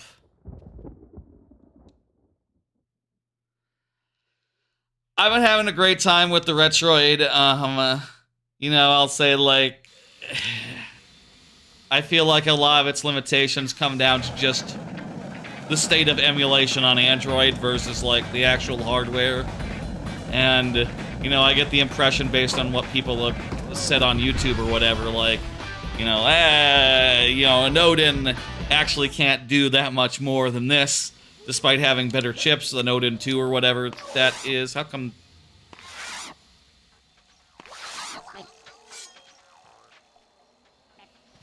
So yeah, you know, like, this is about as much power as is really, like, worth having, you know. And I'd recommend it, you know. I'd say, like, this is a pretty great thing. It is still fairly... Again, I fell through the fucking board. It is fairly jank. It is a big process to set up. And like I said, I literally haven't gotten two of the, like, you know... I got Dreamcast working. But the Sega mid-tier CD consoles, like, yeah, they didn't work. I thought it'd be a thing where if I got, like, shards, got everything converted into chard files, CHD files, that would fix my problem, but it didn't, so I don't know what the fuck. Probably like something like, oh, you need a BIOS, you need a different BIOS file. I thought I had those, but maybe Retroid can't find them. Or like RetroArch can't find them. Maybe I should use a standalone one.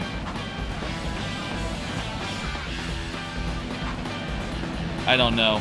Sega CD and Saturn aren't like the highest of priorities. I don't understand what those two ones were, because if I'm looking at like the... God damn it, what the fuck? How does... Fuck you.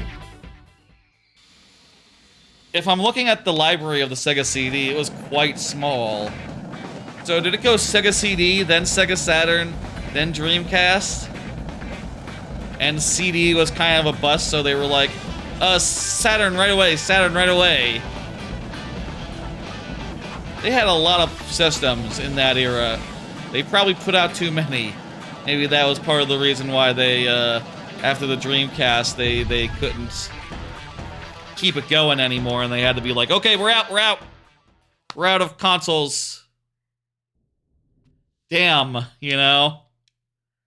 This section's gonna have to have its own timestamp. This is way too many retries on this thing.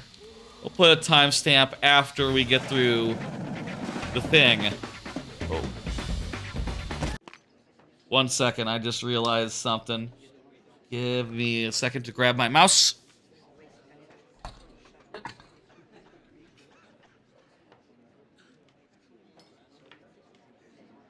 I'm just going to go ahead. And there we go. Bot's taken care of. There's a bot situation in the chat. Had to do moderation. Ugh.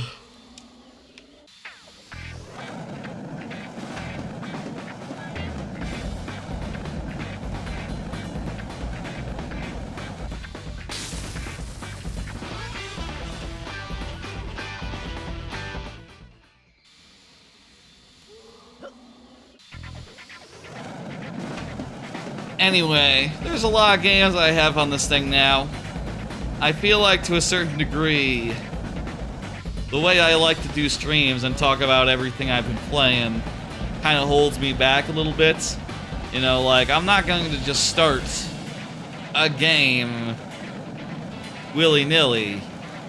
You know, if I do and don't, like, stick with it, it's hard to feel like it really counts, right? Or that, like, oh, if I start, like, 100 things, I suddenly have to talk about 100 things and be like, okay, let me tell you what Super Paper Mario is.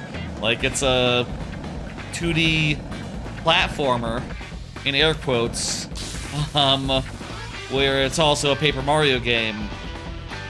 I will say, Paper Mario, Super Paper Mario, I do think that's the start of the decline of the Paper Mario series.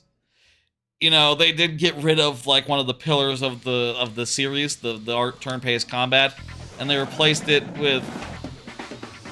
It kind of pretends to be a 2D platformer, but it doesn't have any of the, like, mechanical nuance, good game feel, etc. It just feels like the 2D... The traversal in the previous Paper Marios, but 2D, you know? No one would say that Paper Mario was a platformer, a 3D platformer. But because it's 2D, you look at it and go, and it doesn't have, like, turn-based combat, you look at Super and go, like, 2D platformer? Like, no. It's just the same walking around, you know, exploration bullshit as in the previous Paper Marios, except now they sort of doll it up a little bit and make it so that you don't go into combat when you jump on someone. You just do, like, a little bit of damage. It doesn't make it a real platformer. It's not a real platformer.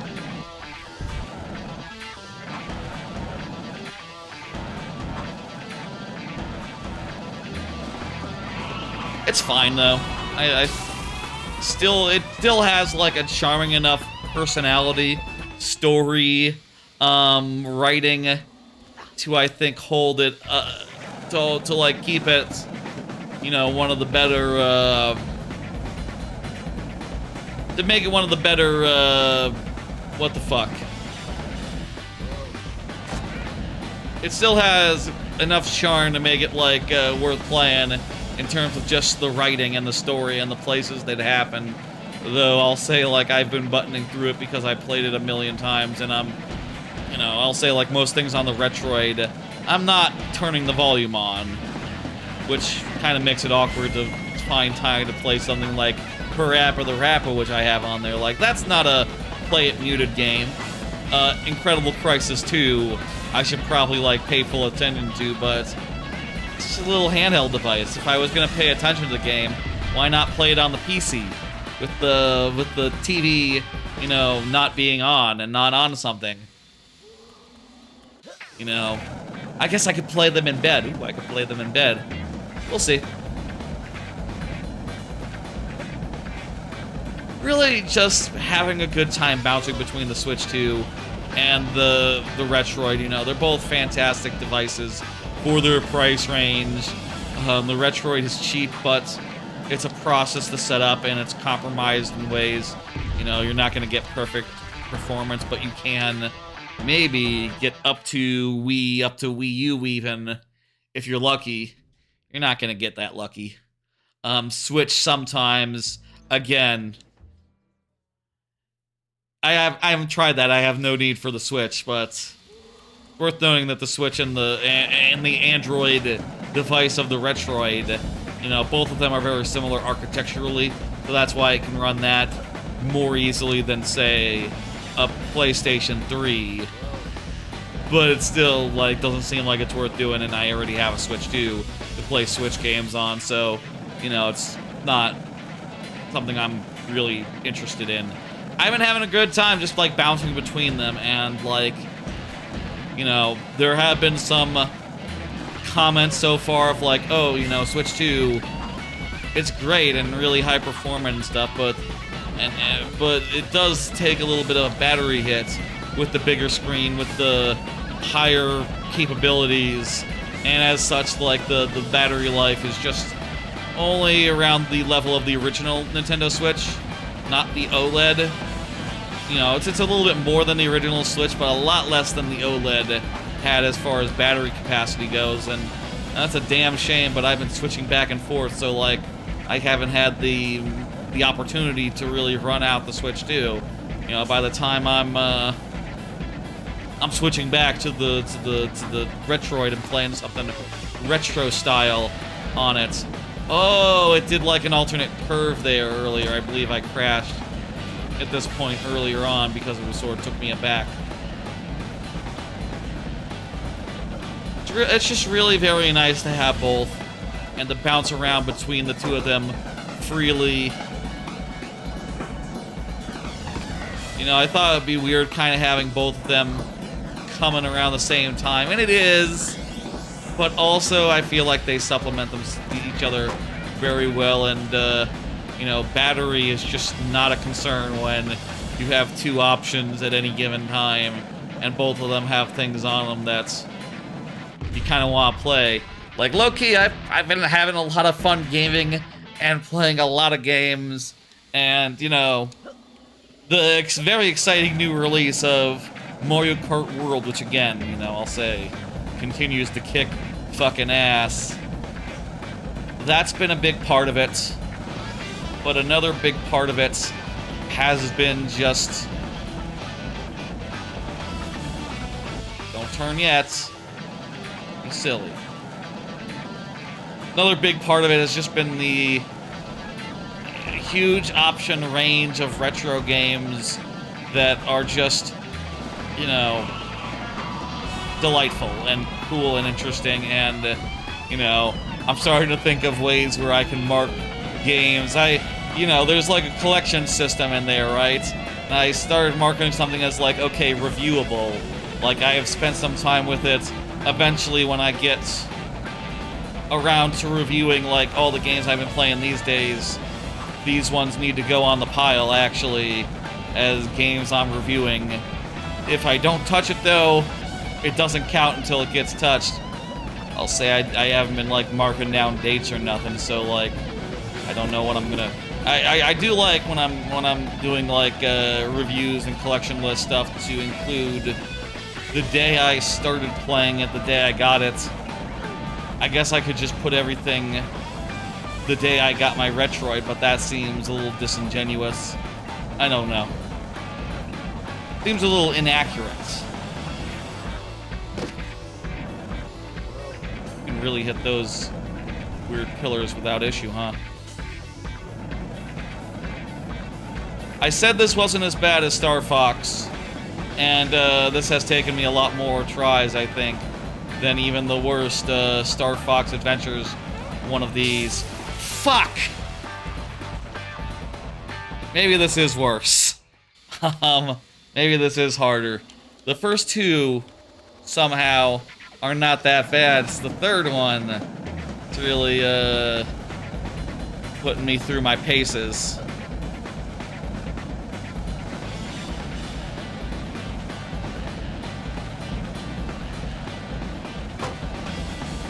Oh, fuck. What is this part a parody of? Nothing? Just nothing? There's not really any... I don't know that this part really directly parodies anything in particular, come to think of it. A lot of the other sections you can clearly spot it, like, you know, earlier there were multiple Jaws references. Shit. There were multiple Jaws parodies. There's, guess what the hell is Slopperando, as far as parody goes. There's a later part that is just, you know, It's War is basically Saving Private Ryan. Heist later on. You'll see some stuff that makes you go like, oh, this was originally made in the year 2000, huh? Like, yeah, no, buddy, you got it. It's pretty direct in some of the later parts where there's parodies involved, but this, I don't know.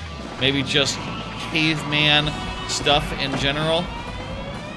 There's a bunch of caveman stuff in the past. Caveman media, caveman games.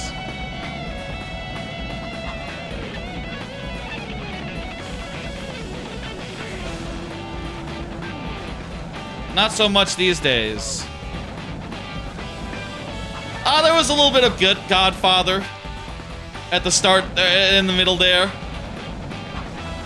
We met with Adon. That was pretty Godfather-y. Pretty directly Godfather. Yeah. No, that's just what it was. Nothing else.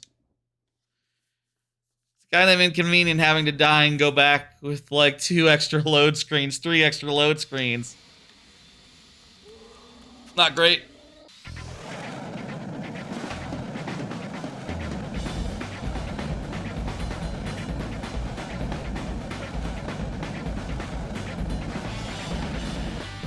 I'll say, we're coming up to the part where it starts to get a little better.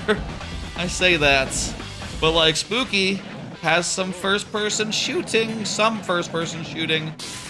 guess it's worth remembering, it's not all first-person shooting. It's only getting a tiny bit better until it's war, but, you know, the gap between 2001's original game and Live and Reloaded was enough time for Halo to come out and revolutionize shooting. It's third person, but you know what I mean, right? Like, shooting controls in general got really reworked heavily.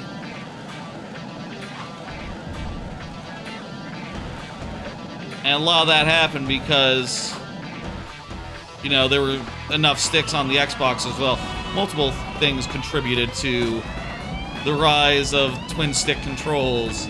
Twin-stick controllers being a big part of it. Though, I guess, you know, it's not like the PlayStation 1 had that many, despite being the first one to be like, hey, we got twin sticks. You got 1 stick? Fuck you. We got 2. 2 sticks. Fuck you. Say we didn't have a stick. We have 2 sticks, motherfucker. Take that. And then essentially it became like the standard. Imagine for a second, would there ever be, I guess I was gonna say, like, would there ever be, has there ever been a 3-stick controller? That'd be ridiculous. You don't need that. You only need 2. One of those situations where a third would be absolutely redundant, like nipples. Just random comparison there. Okay, if I... What? Okay. That was weird. It's fine, though. Does the camera seem closer than it was previously? It'll be fine. Hopefully I'm faster, too. I was gonna say, like, I don't know if that's ever been a thing, but it is worth noting that the Steam Deck does have touchpads, which sort of are like sticks, and it has 2 of those in addition to the 2 sticks, so, you know, I guess you could say it's something of the sort's been done, but... And also, there is the D-pad. The D-pad is sort of, if you think about it, a 3rd stick, insofar as it is a directional input for your ass. Kind of funny that the D-pad stays around in the way that it has been, considering that, like, you know, like with the N64, you can't use a D-pad and a stick at the same time. It just doesn't work. So, like, it's generally used for, like, pulling up menus or something. It's sort of like a secondary set of inputs, right? Menuing, equipment stuff, opening like a fast select situation. It's more for hotkeys than like the face buttons are, the D-pad. But occasionally you'll get a game that's like, okay, hey, you like to use the D-pad, you don't want to use the stick?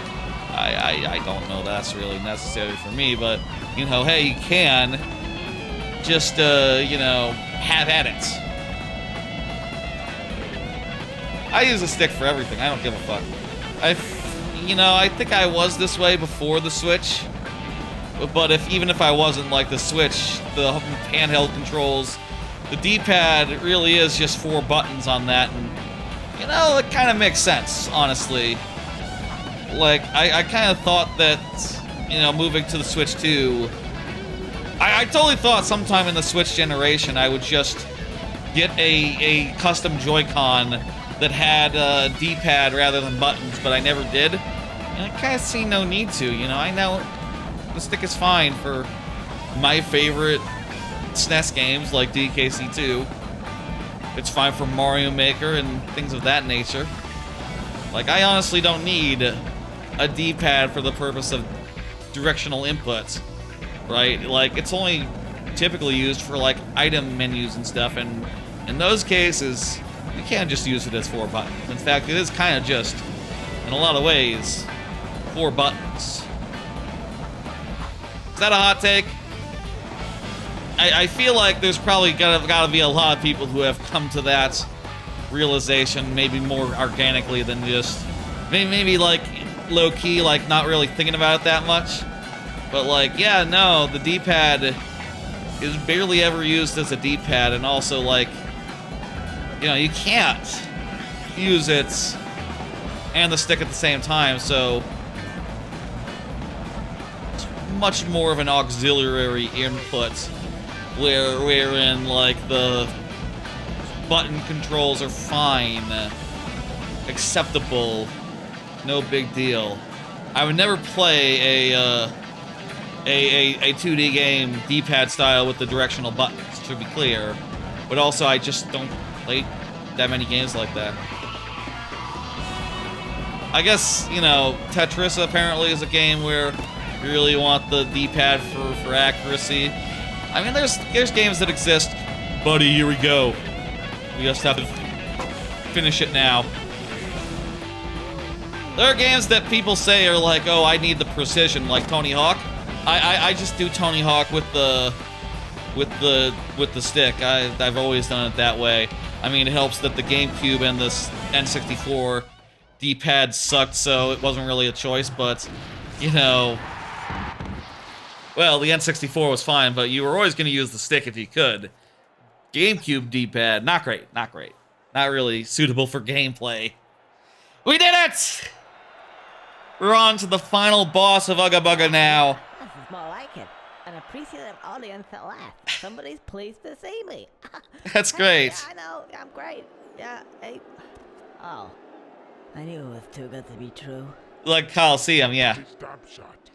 I guess this is a parody of, like, Rome and stuff, or, like, Gladiator. That's what this is. We're getting some parody here in this section. Just some parody, not all parody. Next section, Spooky. This is kind of all parody. Just all parody from start to finish. You'll see. It's like the horror part of the game. It's all various. Is there an original bone in horror? In Spooky? I don't think so. We'll see. Is there an original bone in It's War? Also no. Unless you count that the enemies are teddy bears. So I think I'll just mosey on over and say my farewells. Yeah, let's just get out of here.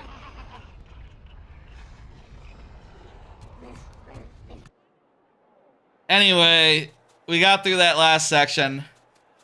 That took forever. We'll be heading into Spooky next. We've been going around 2 hours, so, you know, we're on pace to maybe do 3-4 hours, maybe. You're going this way too, I take it. Yeah. I'll just wait here and follow you guys.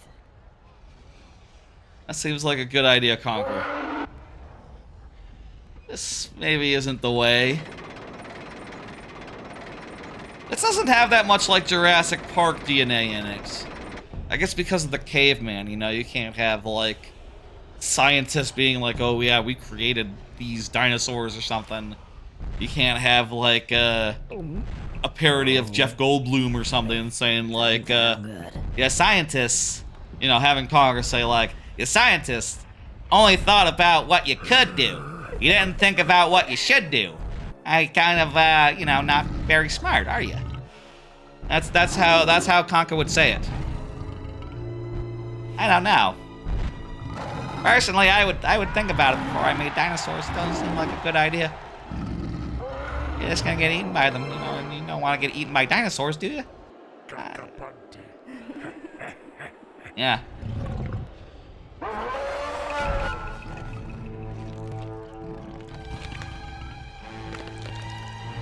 We did worse earlier this chapter, Conker. Oh, is that the time? I gotta scoot. I gotta scoot. Let's get out of here. What? Shit.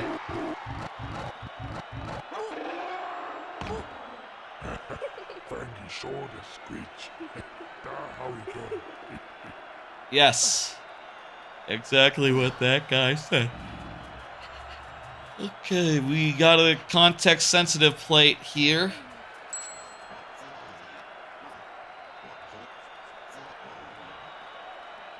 Ah, we got this pocket watch that we were using earlier, and that's going to, I can't move the camera at all, but it's fine. Hey, Rock Party. How you doing?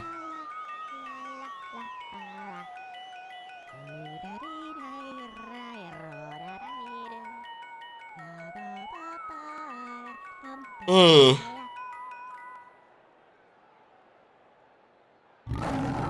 Let's go. We're now on a dinosaur, and it's cool and good. Keep still.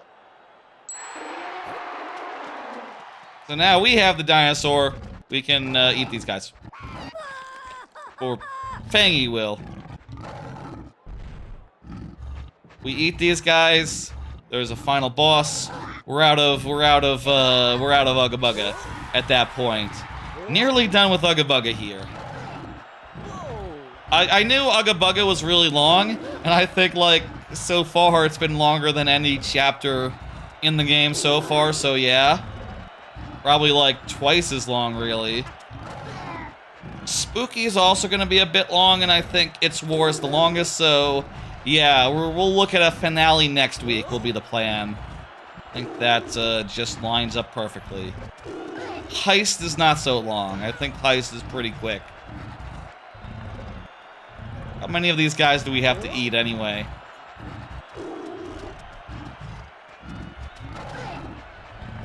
How's about... feel like we're about to get cutscened, so maybe... Oh, are these guys just playing dead? Maybe we need to, like, actually... Okay, we actually need to, like, eat them and stuff. Gotcha.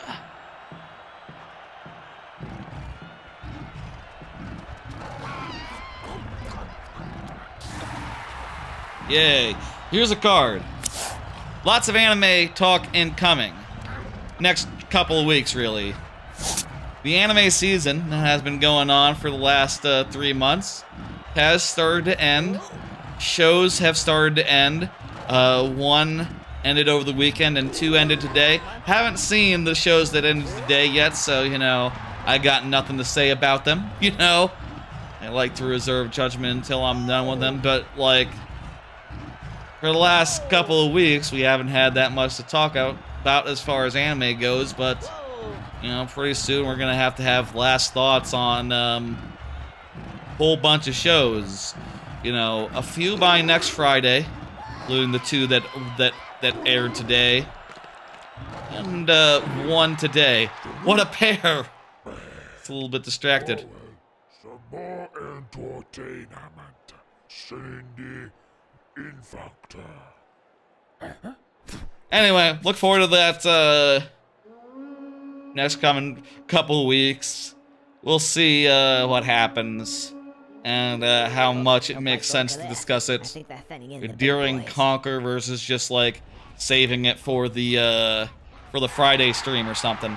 I'd like to save this sort of thing sometimes for the Friday stream rather than just like have sizable tangents where it's like, okay, it's time to just talk about what I thought about X shows.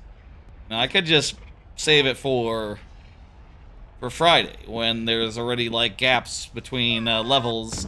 I need to enter in codes. Perfect time to just talk and say what I think about things. Part of why I like, you know, hero levels are great, and they come built in with some pauses that are perfect to discuss whatever. Whereas during a stream like this, I don't know when there's a moment to just talk about something. Like, is this a good moment? They're doing a cute little dance for us. And we're talking about something entirely unrelated. Is that good? I don't know. Maybe I could have talked about it when I was trying to do the same, a really hard segment like 12 times in a row. Maybe there'll be more hard segments later on. Really impossible to say with playthrough streams like this one, you know?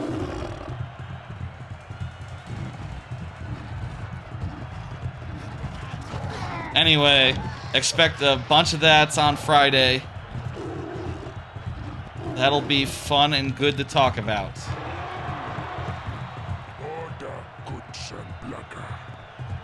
Yes.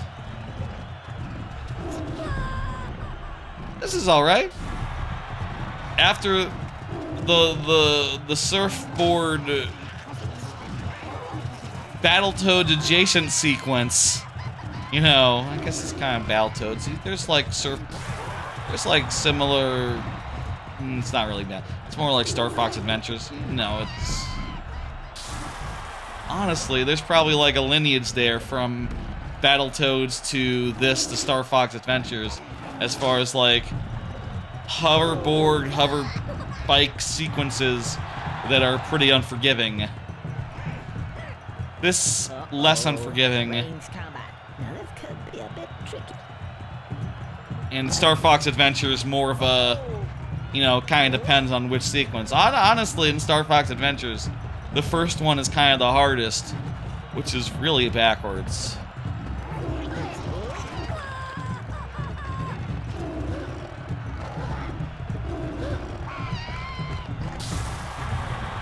I gotta eat them, or get them to go off the thing.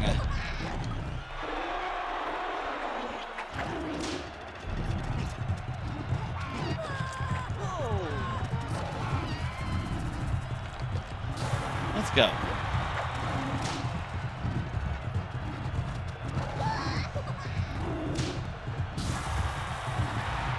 Okay, guys, I see you jumping. Should have been a little bit more off to the side. I bet, like, the speedrun, which I assume must exist, I bet, like, the speedrun does a good job of, like, okay, you gotta stand right.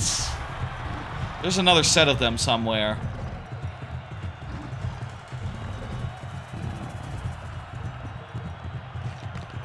Oh, I gotta eat them.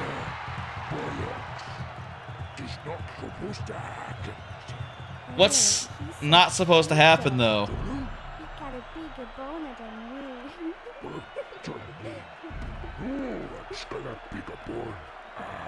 I bet, yeah, you know, You show him. I bet that guy has a really big dick. I mean, he is really big. Then again, I've heard that, like, gorillas have very small dicks for their body size, you know. Like, apparently gorilla dicks are smaller than human dicks, basically. Which is more just, maybe just a thing where, like, human dicks apparently have been selected for. You know, like, evolutionarily, we have ended up with very big, penises. And that's just not, that's not me speaking. That's science. Looks like it needs a bit of tenderizing, though, if you know what I mean. That's science. Science says we have big dicks. Is it weird to compare your dicks to, like, human dicks to, like, animal dicks? Like, maybe. But I do think we can be proud of it.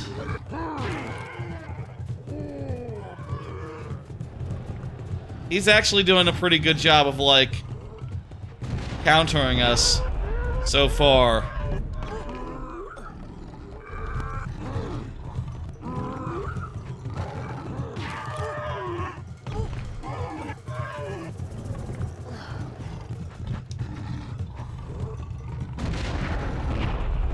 There's like a dick museum that exists. I bet that's really interesting. I think you need to, like, get behind him and, like,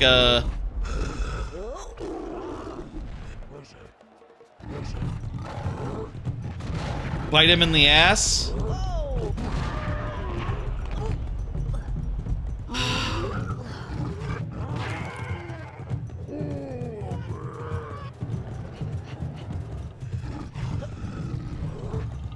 I think this might be a case where we need to go get another context-sensitive thing. Standing on the B-pad? No.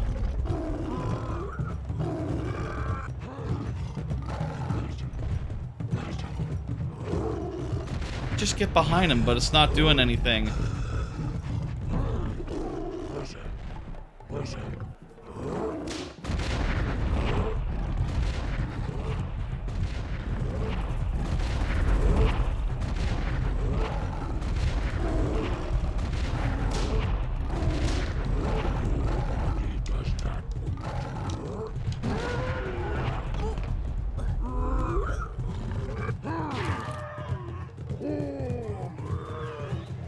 What am I doing wrong here?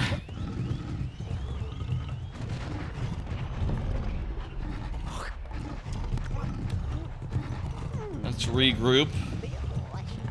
Think for a second. I feel like when he's confused, that's a good thing.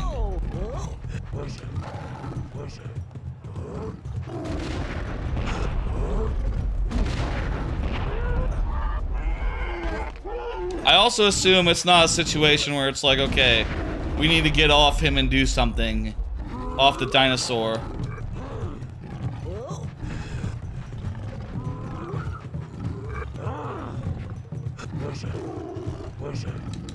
X, A, X and A in the...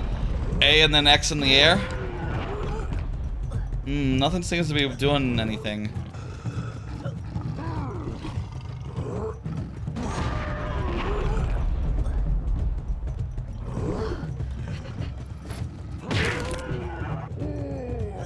Oh. Hard. Hard. Ugh. Okay, we got a game over. Tell me there was a checkpoint. Checkpoint after the guys. Checkpoint after the guys. Good, okay.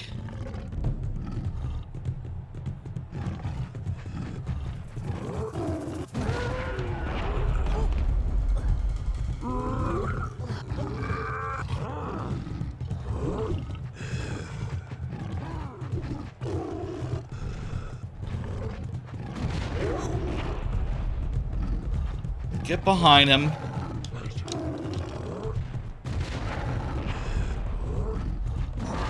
I feel like it has to be some sort of... We can look it up if it continues to be difficult.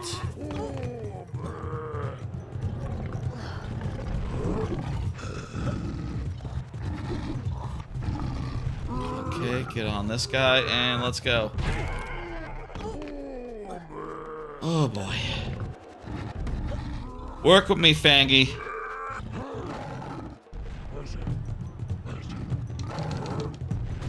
Maybe we need to be like a good distance away.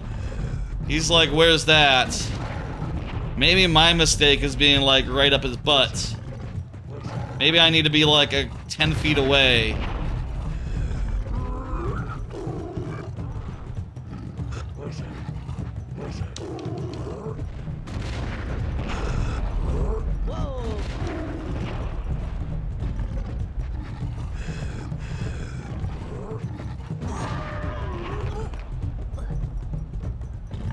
Give me one more time. Give me one more time, man. Okay.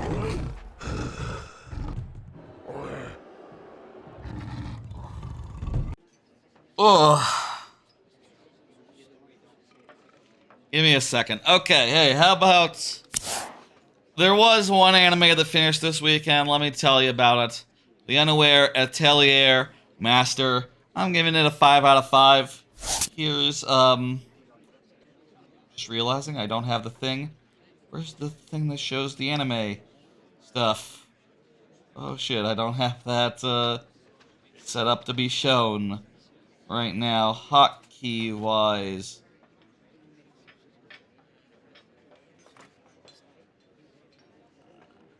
thinking.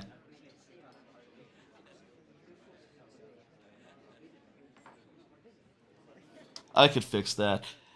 Anyway, Unaware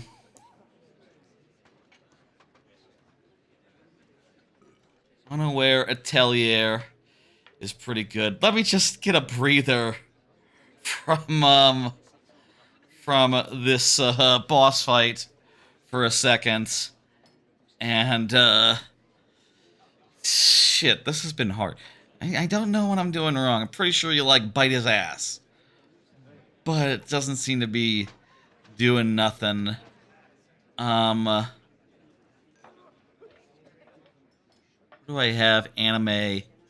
Show anime squared away. Show tier list, show photos. There we go. I just copied this. And let me just make sure that that's also in the couch one. Oh, it totally was there also. There we go. Okay. Beautiful. Whoopsie daisy. Don't throw my keyboard onto, probably not a good thing. They should throw it in for my Retroid. Whatever.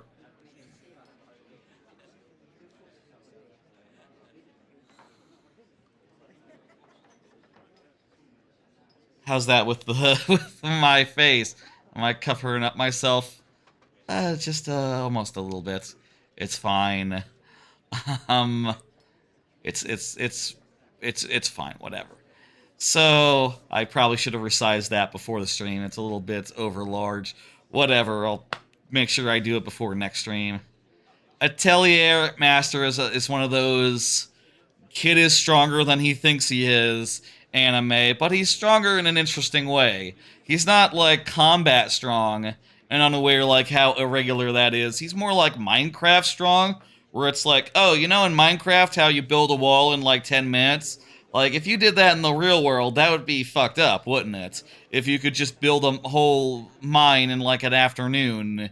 If you could, you know, craft like the most potent recipe that was ever crafted without even thinking it was a big deal that it has like several buffs, different kinds of buffs on it. He's ridiculous, this Atelier main character boy, and in a fun way, he sort of gets a whole gang of girls who very quickly like rally around him to like get him to, you know, work his magic all the time to make really good stuff for the for like their, you know, society, and two, treat him like a state secret, which he probably needs to be, because like, yeah, no, if other people knew, if other countries knew that we had this one guy who can do as much work in an afternoon as a whole country could, like, yeah, no, that would be bad. We can't let this guy's existence get out there. Also, he has such low self-esteem. He's not going to believe that he's anything special, so even his status is a state secret from himself, which is kind of a fun way to be that sort of overpowered character. And also, the girls are fun. He is really nice and likable. I think it's lovely. I think it's great. 5 out of 5 is where I land on that. That's just a real solid, good time.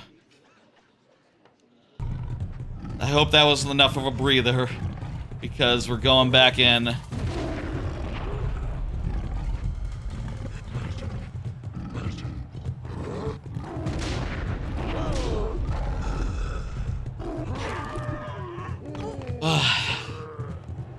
This thing does not turn very well, so like once it's going, once it's in like right up to his asshole, I can't really just very easily turn around.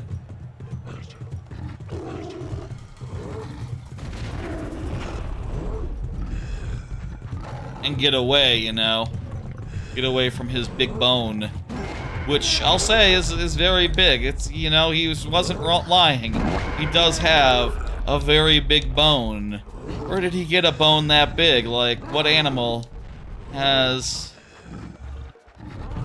that big of a single bone. That's like some sort of T-Rex that we didn't see.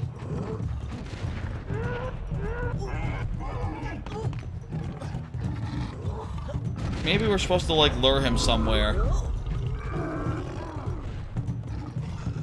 Look around this arena. What is there? Is there, like, a switch? Is there, like, a... anything? There's a context-sensitive doodle. Probably not what we need. In fact, I've stood on it before. Nothing.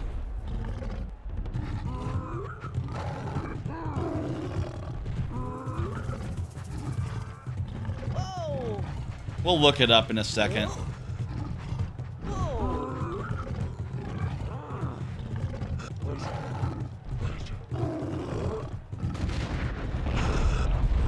When I jump, it doesn't look like I can do a bite in midair. I'm really lined up there. I should really be able to just bite his ass. He did say meat and 2 veg, so am I supposed to just go right for the jugular? Is that the jugular? Or is the jugular the neck? Am I supposed to go right for his nuts? Maybe I'm supposed to go right in there, but every time I've tried, it's like...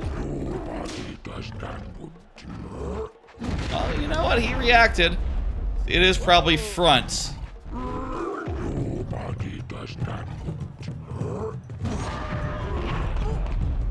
Am I supposed to confuse him?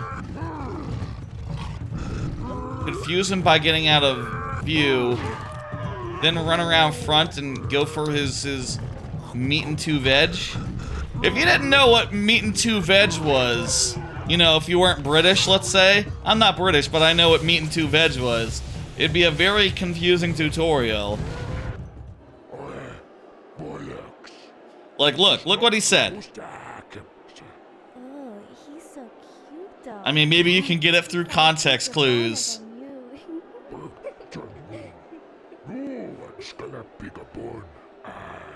If you so bigger, you show him, big boy. Audio good, Rock Party?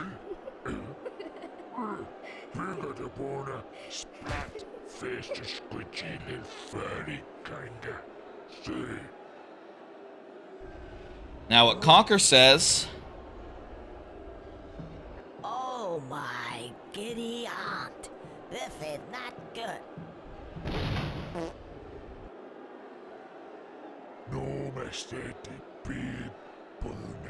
I didn't say nothing about his bone. I know you're not a vegetarian, but I think we should go for the meat and 2 veg. Looks like it needs a bit of tenderizing though, if you know what I mean. Yeah, if you don't know what meat and 2 veg was, this would be a very confusing bit. But I do know what it means. It means the dick. Oh, there we go. That's, sorted it.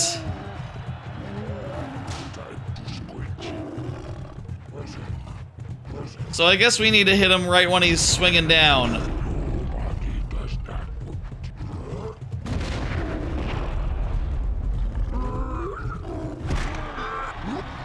This is a Bert the Bashful situation. He's a big Bert the Bashful, basically. This is exactly... Shit, this is exactly a Bert the Bashful situation. We were wondering what the parody was. It's,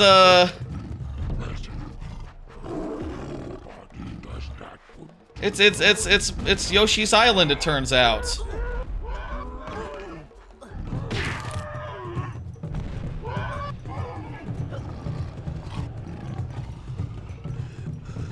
Now let's, reveal Dick, and then, you know, bite him in the ass, like 2 more times, Rule of 3 style.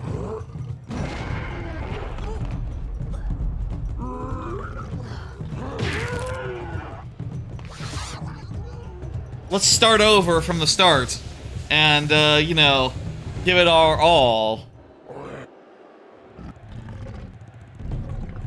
We got this. There we go. Go around back as you do. And take a bite out of his ass. Ouch. I wouldn't want that to happen. I wouldn't want either of these things to happen to me.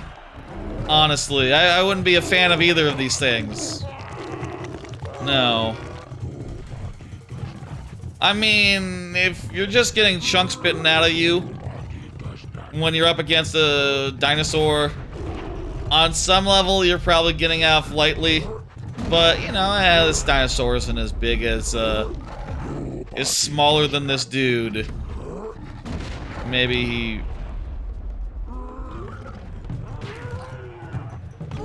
That was our chance. Please. Here we go. Rule 3, this gotta do it.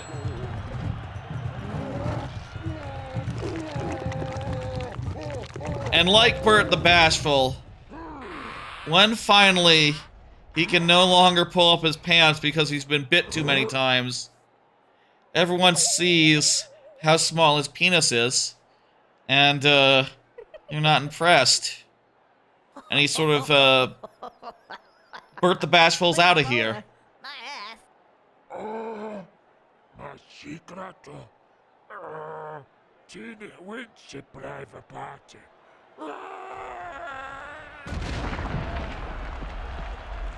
Well, Bert the Bashful. Ends another incident in my day. Bert the Bashful situation, just Oh, straight up. I think we should go up there and pay those babes a visit. I mean, I'm pretty determined to get something out of this. Maybe there's some cash up there too. Well, we live in hope. Ooh, finally. Right, you. I think this is where we say goodbye. Oh no, don't start that. Like, I know we had a good time together, but the fun's over now. Go on, off with ya. That's it. Right, bedtime. So sad.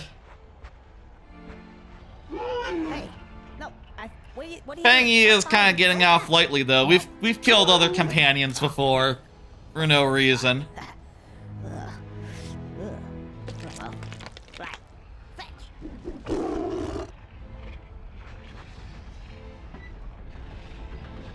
Cool. Wouldn't have been Psychology. Oh, it works with these. wouldn't have been bad to have a Velociraptor mount for the rest of the game, but yeah, we can't get him up to where we're going, I guess. How do we get there? Where is there? Well, this looks like the way. So maybe also the way up. Babe. Where are those big babes? Huh? Oh. Paradise. Yeah. That's fair, Conker. Wakey, Slumberlangongon. Oh, you're so cute though. Hello. Hello. I love you. No, love you no more. Squiffudgy Jugga. Her name is Jugga? No. We can work it out. Squiffudgy break Jugga's heart. No, That got me, I'll yeah. be really good. I'll be Miss Girl. The drink's out. That Let got know me, about yeah, It's yeah. not true. It's totally exaggerated. Nope. Jugga put Squiffudgy here. Jugga not like goodbyes, but bye-bye. You go. Conker does have a girlfriend. Bye-bye. Worth noting. I love you always. Bye-bye. But, Oh, well. Oh. Every cloud has a silver lining. yeah. He'll be fine. I'm glad that this part has had relatively few ball fuckers. What the fuck they're called? Hey! Somebody get me! Been a not bad section. So, It's time now great stuff. to do other things. In particular, we're fucking out of here. Where that came from. Well, that's Uga Buga. Uga Buga's in the books now. What was that, 2.5 hours of Uga Buga? Yeah, I'm glad I didn't at any point go like, oh, you know, there's only 4 chapters left. Can we do all 4 in a single stream? Like, nah, no, that's... Well, if I went all night, but no. We're just gonna do this one and the next one. Which should probably, at this rate, be like 4 hours, so... I had the perfect length for a stream. And the average length of a stream these days. I go a bit long, I don't know. Uga Buga being done, we're about to head into Spooky. I think. How the hell did we get the Spooky? I thought it was gonna be like, oh, you get dropped out of... Oh, right, here's how you get the Spooky. Okay. There's an intermission here, where we had to do more Beehive, more windy stuff. And then from that, we'll go to Spooky. Okay, a little bit of an intermission. More windy. The bee needs her hive recovered a second time. It's gonna be a little bit annoying. Mr. Squirrel, I'm so happy to see you again. Oh, really? I'm happy to see you. Yeah. Hey, where's the hive gone? That's just the point. They've stolen it again. And I don't know what to do. My husband hasn't returned yet. He's a fiend. If he were here, he'd sort them out. It's just gonna have to be somebody else. Oh, really? Yeah? And who would that be this time? I wonder. Well, you did help last time. And I don't know who to talk to. No, it's fine. We don't have anywhere to be. But what's in it for me? Money? Yeah, but it'll have to be double last time. Double? Okay, Treble. Tribble. triple. Okay, get my hive back. Okay, I'll get it back. Where is it? Just follow the signs again, but you'll have to go a bit further. It was a deep insurgency mission this time. It won't be as easy, I can tell you. It'll be fine. Really? Deep insurgency.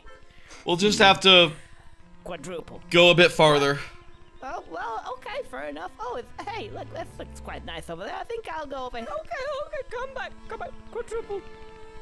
That'll be $200. Hang on a sec, my math isn't that good. But I seem to think it was $400. Okay, go on then. I'll be honest, I didn't remember how much he paid originally, so I would have said, yeah, I guess you paid 50 per first time. It doesn't really matter. The amounts of monies do not matter in this game. We need all the money to get to the next part. Eventually, we will need all the money in the game. Don't think that's happened yet, though. Here's the gimmick. We're going into the hive, and we just have to... There's like a secure... Oh my god! Right. Ah! Just when I think we're done with these fuckers. We gotta clear the path because we'll be walking back this way.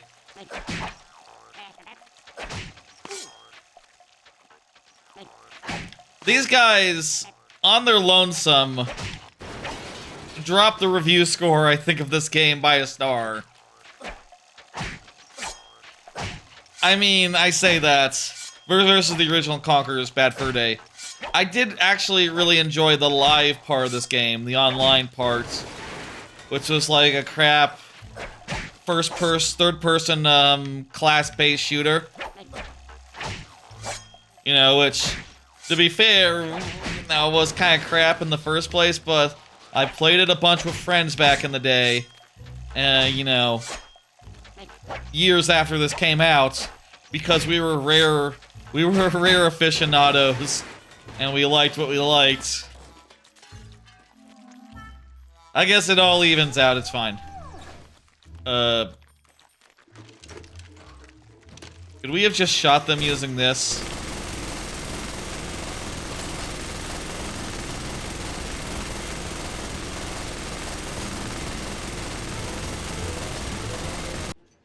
This is left stick aiming, by the way. It doesn't feel very good, if you're wondering.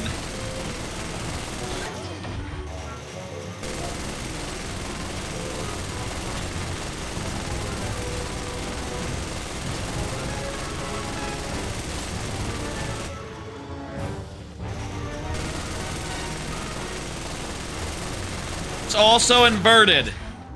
Also inverted. I mean, I feel like, is it weird to say that, like, when aiming is on the left stick, I'm fine with it being inverted? Like, I think inverted controls, or regular style XY, or Y at least, I think that's more of a right stick thing. I don't know, I'm sort of like...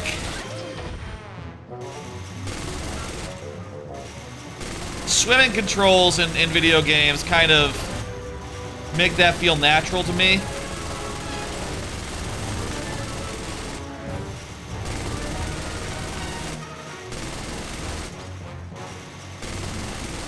One of these fuckers gets through and gets me. I'm gonna be quite annoyed. Oh god, that one was going for it.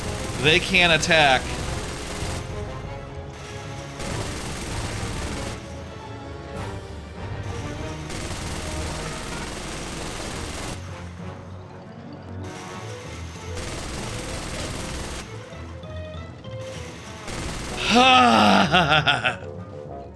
I think we're good. Mr. Squirrel, hurry, hurry! I think there's a bit of a lull in the waves. Hop out and get in the hive now, quickly! No time to lose. Yeah, quadruple was a good call, for sure.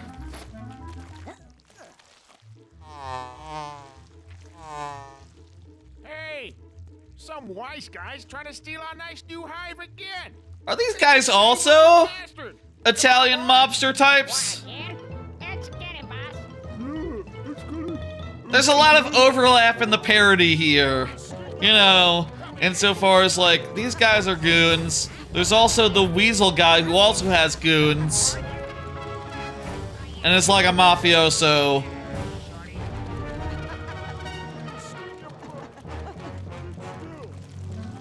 Multiple Jaws parodies last time. Almost feels like they had a limited amount of ideas of what to make fun of, and they didn't notice that they were repeating themselves a couple times.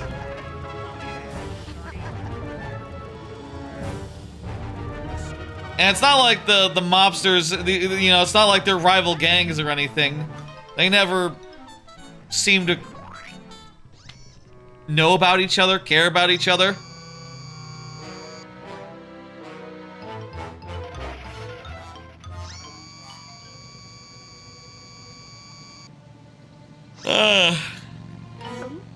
I don't know. Overlapping parody.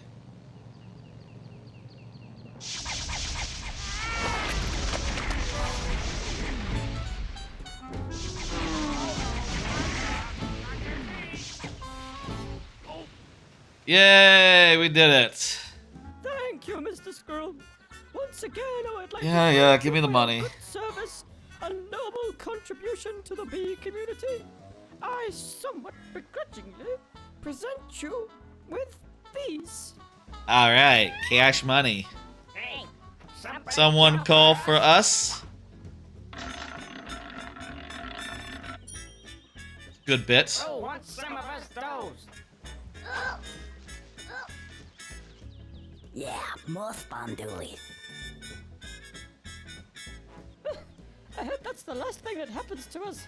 What It might be. could go wrong now? Here's to a wonderful year. Don't say that. I'm pretty sure there's no more bee stuff in the game. But I don't fucking remember.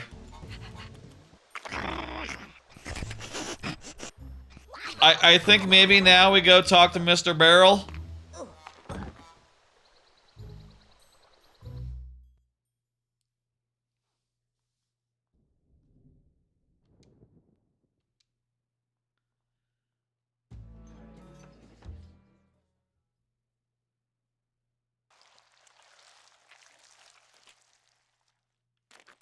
What the fuck am I doing here? This is a weird place for the respawn to be. Whatever. In the middle of the enemy ass hive? Well, on the other hand, shortcut to the top of Windy. That's actually kind of nice, if I'm thinking about it. Do we have enough for Mr. Barrel? Oh. Whew. Who are those guys? Oh, Earthworms. Hello there. And what do you do then? It'll cost you Oh, how much? a lot. Come back when you got more money. Go on your bike. Are you at the end of the game? Or, I have $1,900 right now.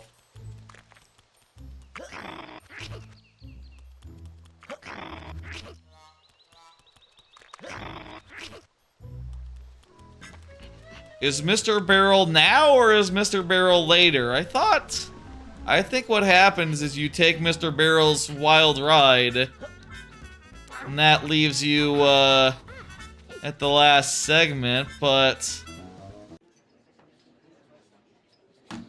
Let's check the... Let me pull up the old, Google. Give me a second to get it where I can put it on screen. Give me a minute. Okay, here we go.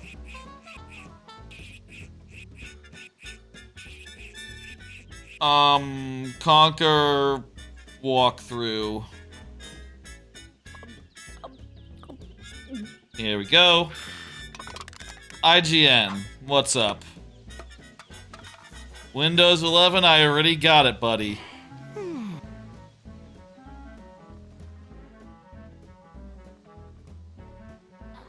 More ads? Okay, buddy. Okay, so we're at Spooky. We're about to go into Spooky. Okay, we need to... It'll be at the end of Uga Buga, then.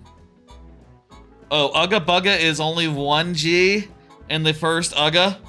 Oh, shit, I thought it was 2 Gs. Wait, this says... Uga Buga... Well, let's check in-game.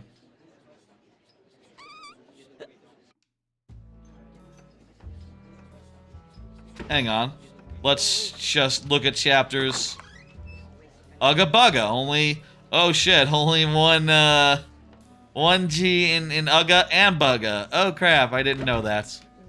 Well, typo in the stream title, that's fine. I did think it was 2 Gs. Let's see, just scroll down to the very bottom.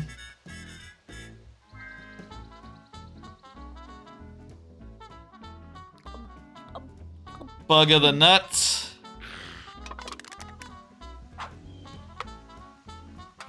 Fuck you. What is this? God damn it. Oh, I don't believe that. Ugh. I guess let's look at Chapter 2 Windy, because I guess that's how they're structuring it here.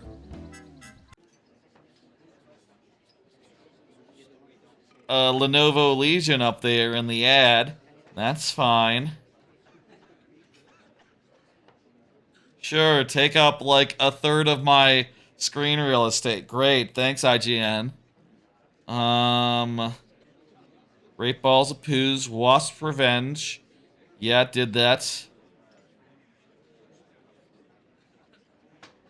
Okay, that is the next thing. We need $2,110. It seems to indicate we should have that much money right now. There is an indicator of like how much... There's an indicator there of like how much money maybe is in each area, so maybe we can use that. See, look, there's like a transparent cash indicator. Maybe we can just like pop the head into some different areas and see, like, hey, is there money over here?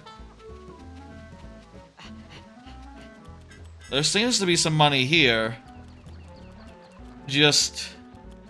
let's be thorough. Looks like we have a little bit of a money hunt on our hands right now. I forgot that it would be this like uptight about this shit. I mean, I know that it would. Oh yeah, there's some money here that we didn't get apparently. I knew it would be somewhat uptight about money. I know that like money is just sort of there to serve as a little bit of a bottleneck on occasion, but I didn't know you'd actually have to be, you know, seeking it out, really. I thought that the money you just got through the critical path would be enough. This isn't a birdie situation, is it? No. Maybe there's money in the tutorial room now. That's weird that... Oh, you know what? We never went to the bottom of the waterfall.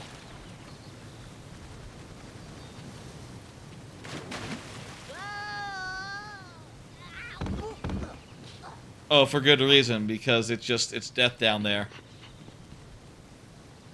Oh, there is money down there. What the fuck? There's nothing in this... just the ghost of a key? Why are you a ghost?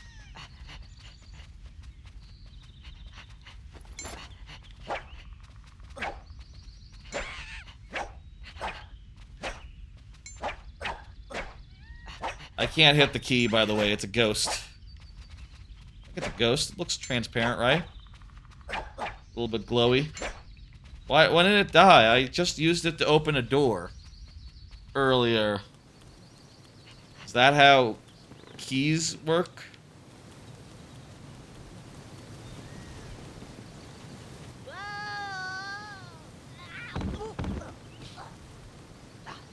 How the fuck? What the hell? Huh? If I'm recalling right... So there's a door over there. There's the pipe. Leads to the... That's nothing. And there's the door out. Isn't there a cave over there? Be closed, though. I thought there was, like, a cave passage over here. Where you, like, went through a cave or something. Also worth noting, I don't seem to be able to swim in this water. Not below the surface, anyway. Be like my #1 guess here. As far as, like, what you're supposed to do.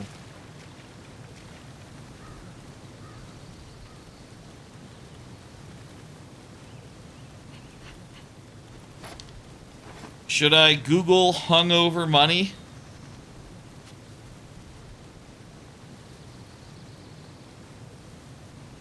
Hungover money Conker.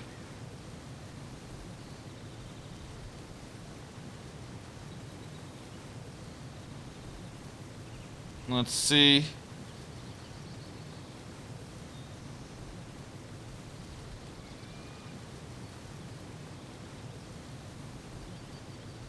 Thought it was after the thing. Kinda looks like you don't get this money yet.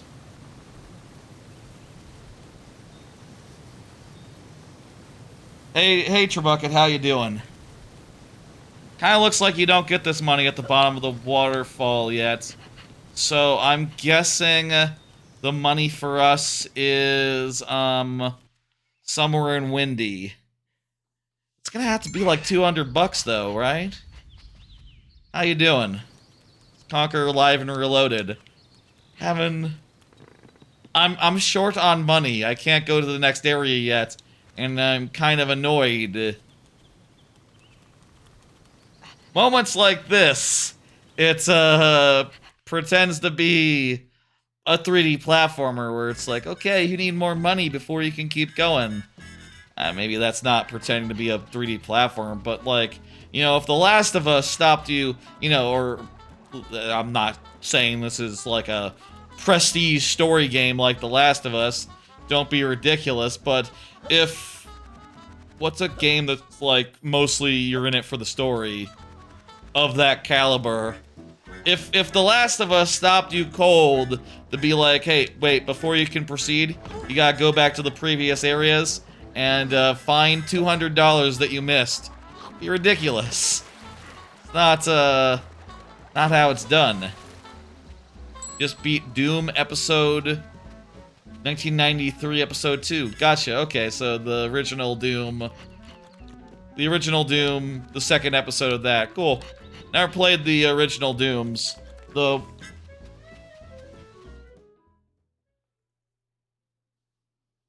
I did put one of those versions of it on my Retroid recently, so I guess I could do. All the money here is gotten. Good. All the money here is accounted for.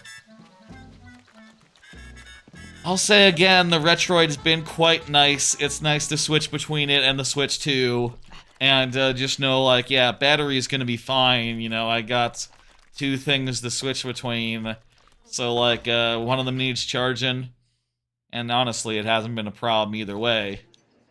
Just, it's very easy to switch to another thing. There's some money here in the poop water. I hear the money over there. I hope you're... Please tell me, money, you're $200. How much money are you, money? Here I am, you greedy bastard. Are you 200 bucks? More Spondoolie. More Spondoolie, but is it enough Spondoolie? It's not... We need, I think... How much money does Mr. Barrel need? Mr. Barrel... Money. Conker. We need $100 more. Okay, $100 more. I think that each money thing is a... is $100, so we probably just need to find the one that's in Windy. Or if there's another set of money somewhere else, that would be viable as well.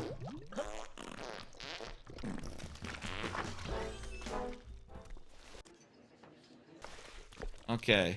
And what about in the mountain? What about in Soprando? I got the money that's here. I don't want to backtrack all the way into Caveman Town. I think we can get the last money just from Windy. I feel like we got everything that was in outside of there.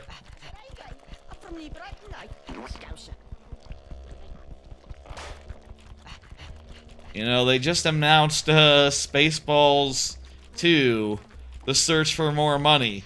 This is sort of a search for more money. That's, you could put that on the title of a Conker sequel. Honestly. A lot of searching for more money. A lot more than I expected. I hear money!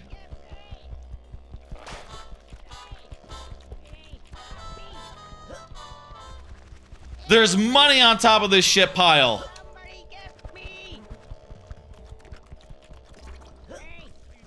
Money, oh, fuck me. I'm just realizing now. We need some poo. We need to roll the poo back up again. Because we left the money. Crap. Last time when we rolled the poo all the way to the top, we should have jumped on top of the poo and gotten the money. I didn't realize that money was there. Rookie move. Rookie move. Fortunately, we got a nice poo ball here. We're gonna roll it up and get our money.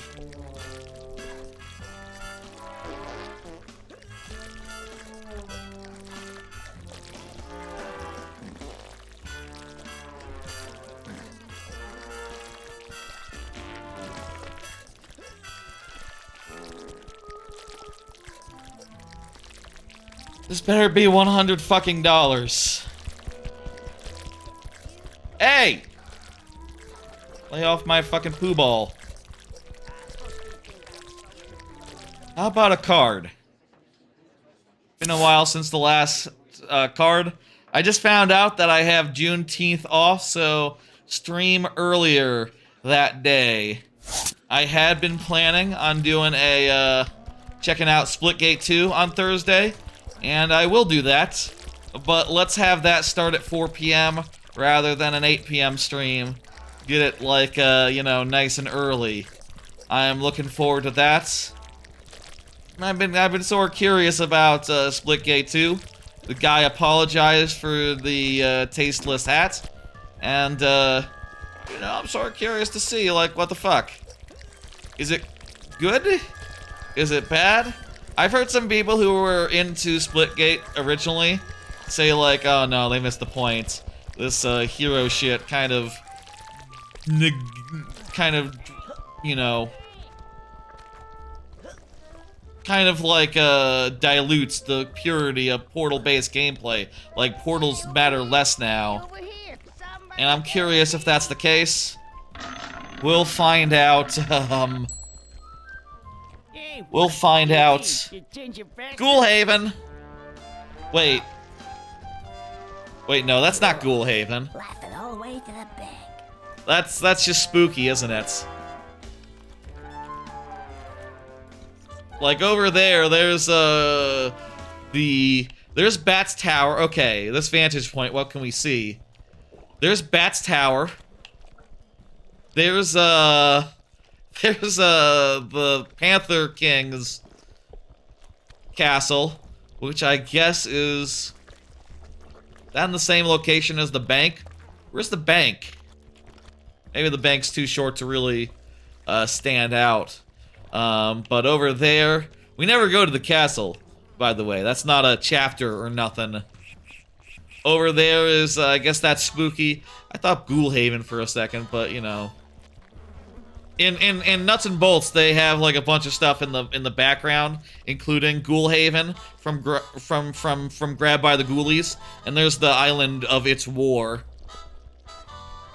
But in this game, it's all canonical. Who's the better Railroad King? Oh, of course it's K. Rool. Like, Panther King, just doesn't compare. King Jingling ranks higher than the Panther King, honestly. From Banjo-Tooie. Are there any other kings in, like, Banjo, in, like, Viva Pinata? I wouldn't be surprised if Perfect Dark has, like, a king or something who, like, you kill or protect or something, or, you know, depending on, like, what the plot of those games are. Does GoldenEye have a king? I mean, if GoldenEye had a king, that wouldn't necessarily make it a rare king. You know, GoldenEye is, of course, a, GoldenEye has a queen. That's what GoldenEye has. There's the part where, the guy says, for Queen and Country, James. Because at that time, there wasn't a king. There's a king now. Isn't that weird that there's a king now?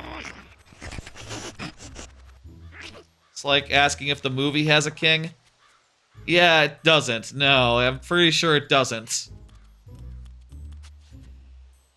It's finally time for Spooky. There you go. Now what? In like 2 seconds. We gotta ride a barrel first, but... Not really. Not really what? Alright. A ride, yeah.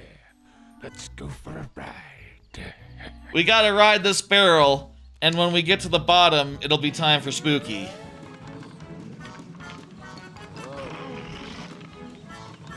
Using the barrel, we kill these earthworms. It's not important. The windmill is not as important as... It's not a level or anything. One of several weird things that is weird about this game. You know, the windmill ended up not being a level. The castle ended up not being a level. They gotta be there because... Well, it's been out for some time. It's night. You know, I don't think there's a reason, actually.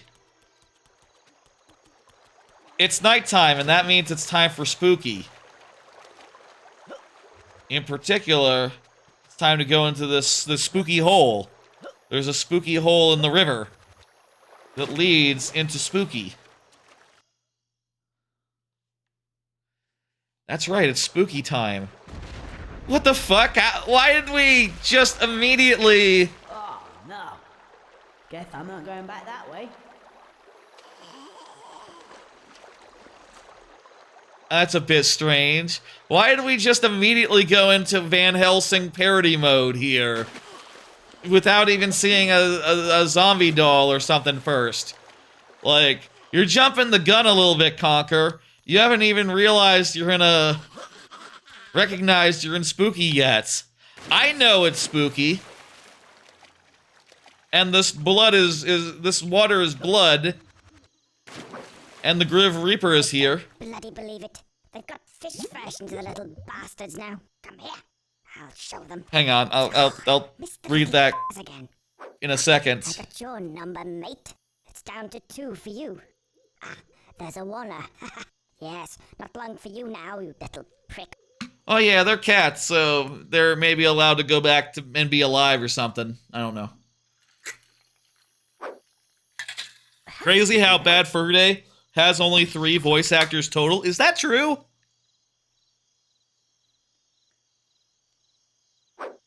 IMDb.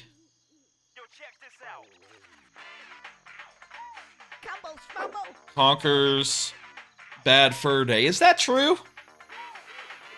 There's Chris Sever as the main character. I feel like they got a bunch of people to, like, drop in and do voices, and they definitely have at least one woman. Chris Seaver, Lou Ridgway, Chris Mallow. I'm seeing more.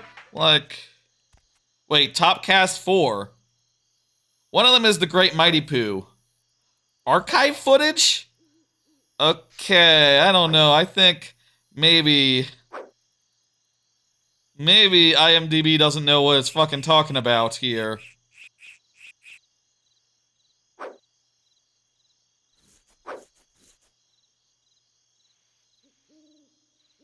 Stars. Cast. Chris Seaver, most everyone. Wow. What the fuck is archive footage? Oh, uncredited also. Ugas. Okay. Chris Seaver is most everyone. Louis Ridgway voices all the women. And Chris Marlowe is the Great Mighty Pooh. I didn't realize that Chris Seaver was everyone. I didn't realize this is basically a one-man play, plus Louis Ridgway providing the voice of all the women, and Chris Marlowe, who of course plays a giant singing poo. And then also James McDonald does the little voice clips for the little caveman who go like, ow, ow, ow, ow, me, oh, that crap. 4 people, what the hell? Yeah, this is... I mean, I guess it's one of the most impressive one-man shows of all time. Again, it's 4 men. 3 men and 1 woman. Wow. Yeah, no, that's impressive. I had no fucking idea as well. Like, literally, he played everyone, and also he was the game director who, like, directed the game, you know? Designed it, lead designer. They wore a lot of hats back then. Or rather, just if you wanted voices done, you had to do them yourself because they weren't gonna hire actual voice actors. It wasn't a thing. Can we... What are we doing here?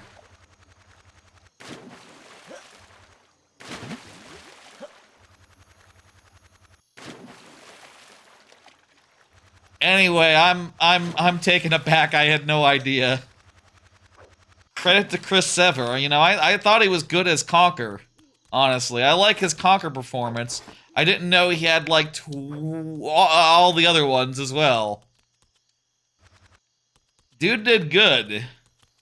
He could be a voice actor if you wanted to. That sounds like...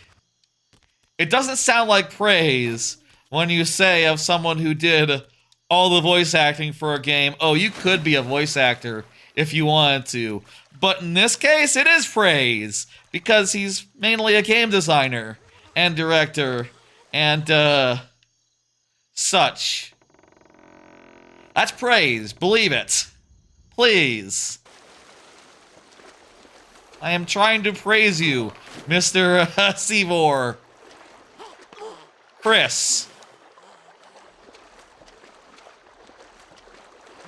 No praise for adding all these melee-based enemies to this version of the game. No praise for that. That was a huge mistake. You did bad, and the melee feels like shit. This was like early days of like first-person shooters, you know. They didn't have melee down, and they had to make the Oh, you again. Why don't you piss off? melee work like first-person shooter style. I suppose you want to go up there now, do you? Where Yep. there's lots of money, no doubt. That's right. One of those rich ancestors of yours. Bloody undead. Unbloody dead. I mean, it's even worse than bloody cats. Undead. What's the bloody point? I think the filters here are not right. I don't remember how it sounded in the original, but So I've got doesn't sound great. I hate the undead. Hate them. It's the only thing that kills them. Shot to the head. Nothing more, nothing less. Here. It's better than a pissing baseball bat, that's for sure. Take it. That's it. Piss off. Seaver also played Grunty and Nuts and Bolts, though that's Mumbles, so that's different. Don't like the sound of zombies, though. Still, if it gets on his nerves, then that's alright by me. And what was that about, an ancestor? Undead ancestor. Well, if he's undead, then technically that makes him kinda dead. Which means I should get the inheritance. I mean, how bad can a handful of dead people be? They're dead. Well, That's a good undead. point, Conker. Now, let's see. Shotgun. I think it's one of those bee-pressing moments, don't you?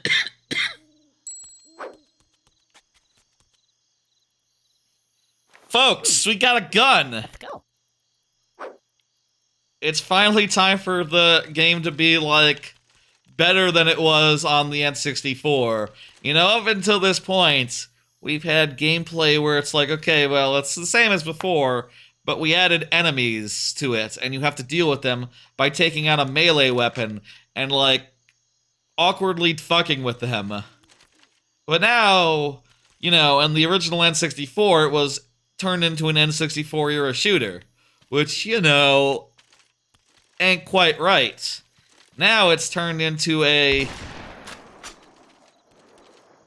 original Xbox era twin stick shooter, which, you know, I guess I'll say right now, this is no Call of Duty. You know, this it doesn't have snap to aiming or anything of the sort. That hadn't been invented yet. But it is a sure of a whole lot better than just, you know, the standard 4 years previously.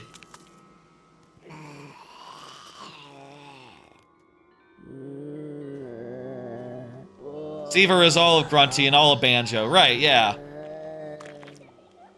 It's a lot less voice acting in Banjo versus just, you know, doing the mumbles. Okay, so when I pull the trigger, it does like an aiming thing. And it feels, you know what, I'll say, it feels pretty good. Like, you aim with the stick, you make sure you're all nice and aimed. It's right stick, left stick stuff, and that feels good. And once you know you're lined up, you just release it, and there you go. For the era, this is probably like comparable with like Resident Evil 4? Is that a bit of a reach? Is that an overreach to say like, yeah, this is how Resident Evil 4 was, right? With drawing the laser, taking the shot when you're all nice and good, except it's twin sticks and feels serviceable, so it's not bad. This is a fairly big upgrade. This remake was released same year as RE4. Right, come on, in you go. And I think you'll find that you're the one who'll be needing a will. Inheritance. Yeah, these two games are basically comparable. This is very much an RE4 situation. I need to hit B to take out my gun. Is that how it works in RE4? I don't know. Ah! Fuck you! This is... That's probably how it works in RE4. I'm dead?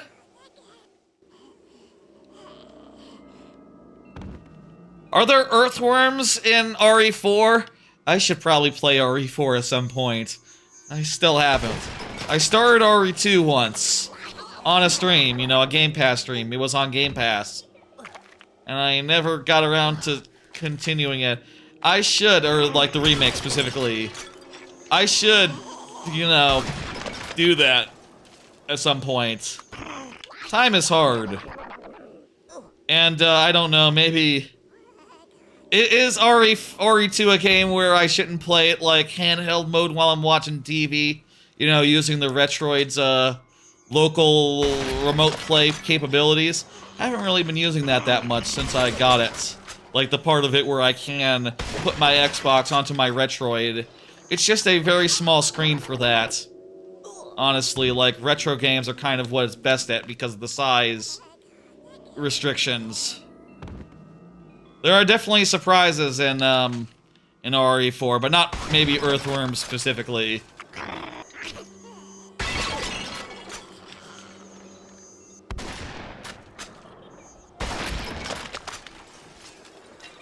That is a cool, spooky man shit at the top of this hill. It kind of sucks how you just have to, like, inch forward, inch forward, inch forward here. Yes. Much. Ugh. I won't be spilling my milk anymore. I'll let this cutscene play out for a second. Let me drink some water.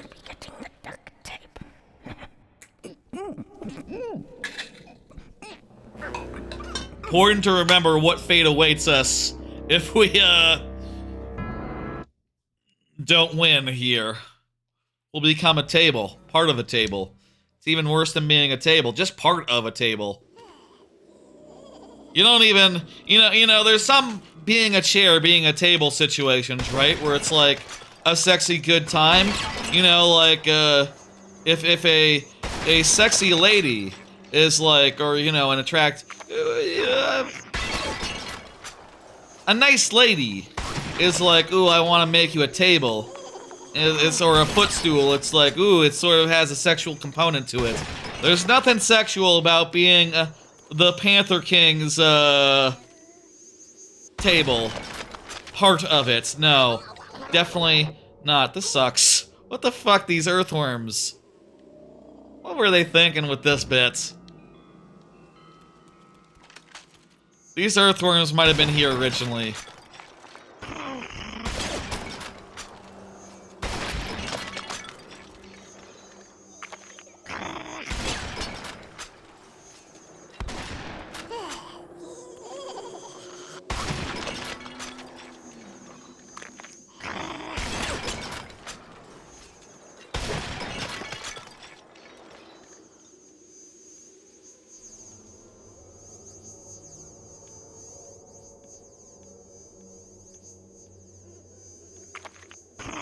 Jeez, you have to get real fucking close to this one.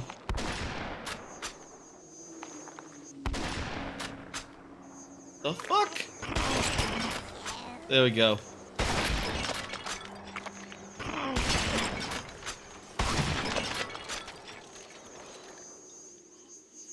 Gotta be another one. Right here.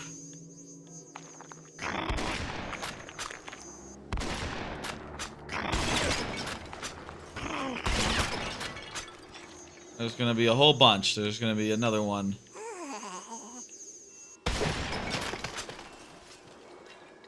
Oh!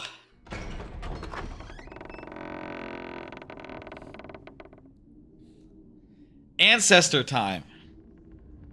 Are we done with the gun? For now? There's like a whole gimmick in this part. House. Please, enter of your own free will. And bring with you some of the happiness that is So yeah, this is a vampire situation, you know? so lacking in my own. It's not getting there. Okay, I'll just cross this threshold here. Thresholds I'm sure don't that's of some work. significance. I don't think what it is. Anyway, my hairdo. What? Nothing. Thresholds are only significant when it's a human residence. Seldom have visitors You know, in these parts, his threshold out wouldn't here keep him in the in. middle of nowhere. It's It is his cold threshold. and gloomy night. Why would it fuck him up? Pray. Don't worry about it. Do not Basically. in need of sustenance, and I have many things to eat and drink. Pray follow. Oh, okay. Food. Yeah. Hey, getting a bit sick of chocolate anyway. Yeah, it's This way. not great. He's been eating like floating chocolate. It's his health power up, you know. See, the house is in somewhat a state of repair. We're having a few refurbishments doing at the moment, and I was planning to have all this knocked through to make one big but anyway, well, I think we'll just stick with the conservative. Is it enough of a parody that the guy is just a squirrel? Is like a squirrel vampire? Because there's not jokes here right now. None of this is jokes. More wine? I don't mind if I do. He kind of is leaning into like the accent, like a Romanian style accent. That's not a joke. You're not drinking. Sometimes parody isn't joke. Isn't a joke. Wine. Oh, well, what do you drink? Haha. Who's this guy here? He looks like you. My forefather. He was a crusader in a war of long ago. When Oh, his yeah? allies with the squirrels and the panthers.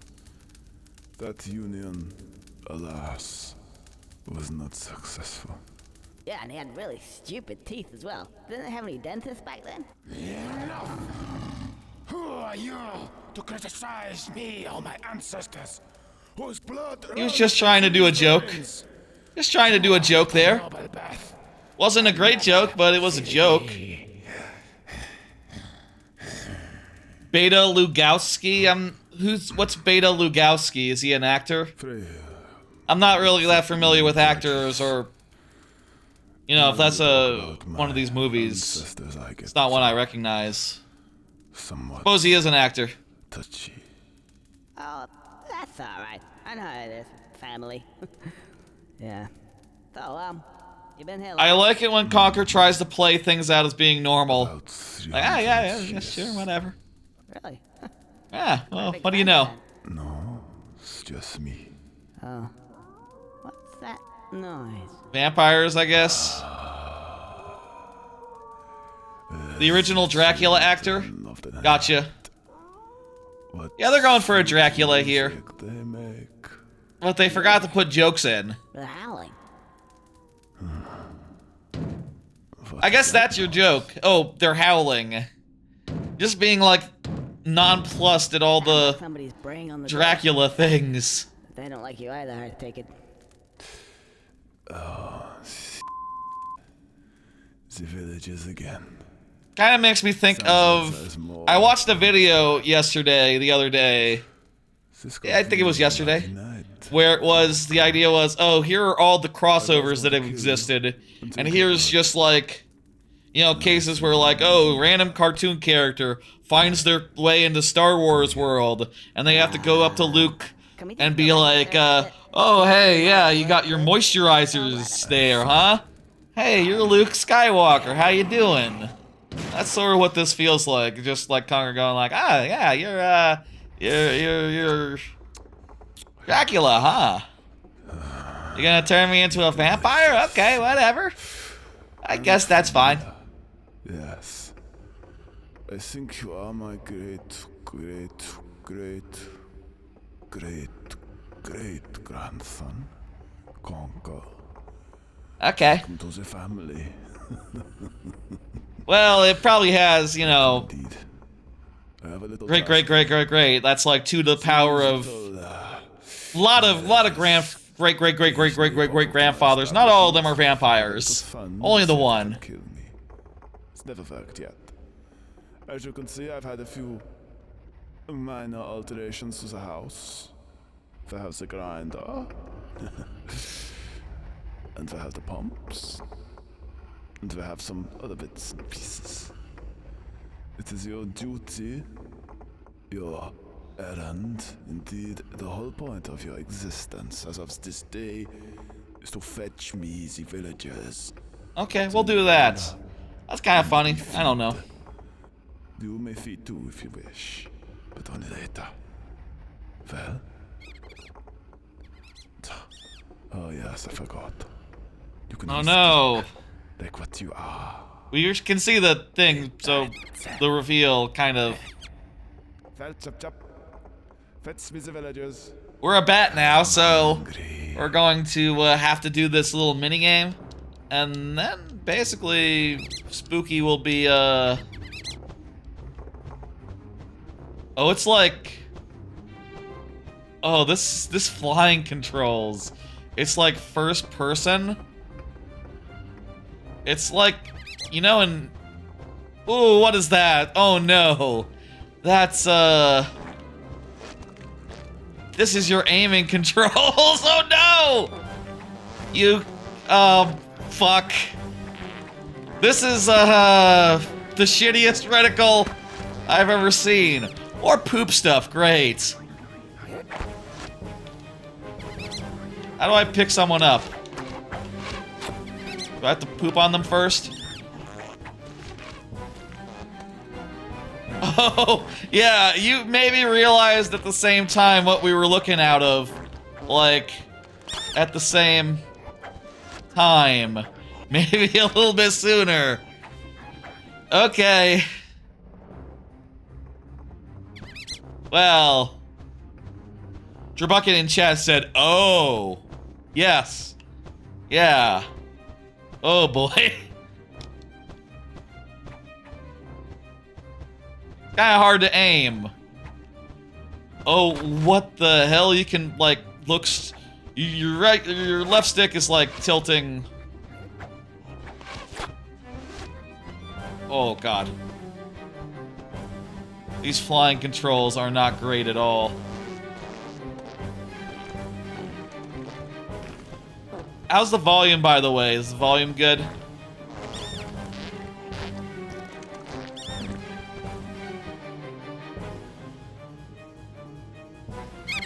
Okay, there we go. We gotta incapacitate them with poop, and then we can take them to the grinder. Lovely. Tell me it's a nice rule of 3 and not a rule of every single fella. It's good, good. Yeah, the weird thing about Spooky is, like, yeah, you know, there's the greats. I say the great. There's the first part, which is, like, good Resident Evil stuff. What the hell? They really can fuck you up out here. Maybe don't go out here.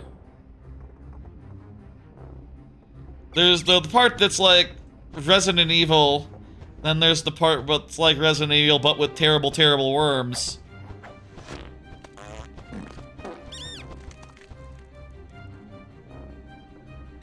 And then after you do those parts, there's like a bat situation. And I think after that, there's not much in this chapter. Like, I feel like we'll be done pretty soon here, which I think will be nice. A nice place to end the stream. Right before it's war. We'll save that for next time.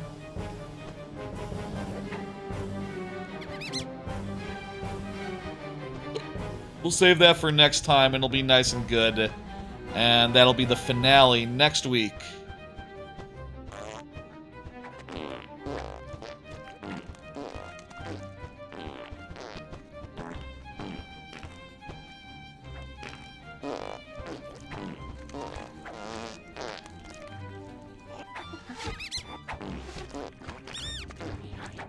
Okay, we got her. Now we can deliver. Ow, ow, ow. Deliver her to the grinder.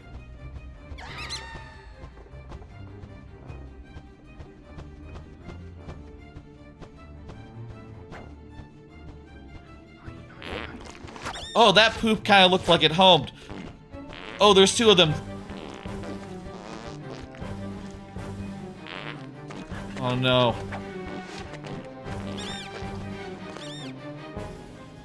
Okay, we got him downed, and now we can deliver. I really need some chocolate. I'm real low in health.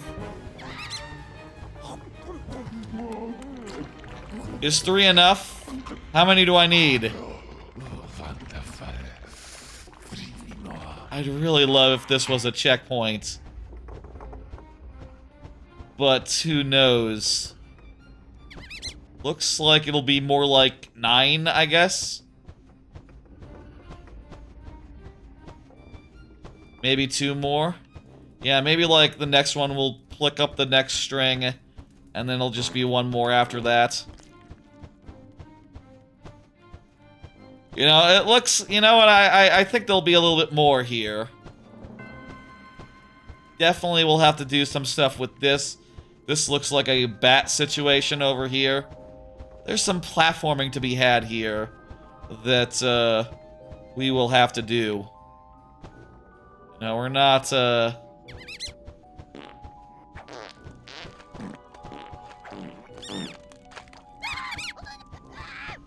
we're not out of the woods yet, folks. I mean, clearly, there's still some woods to go. I can't find any more chocolate, so a little concerned.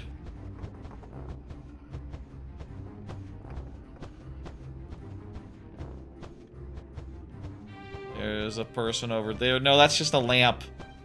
Just a light. There are a bunch outside, but I really don't want to engage with them. Oh god. I can't see. Oh, there's a person down there.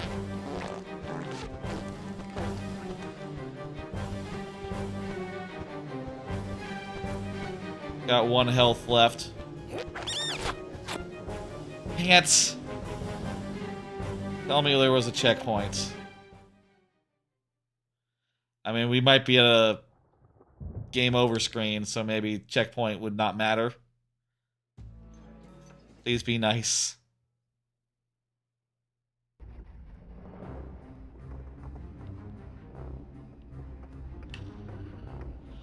Doesn't seem that engorged yet.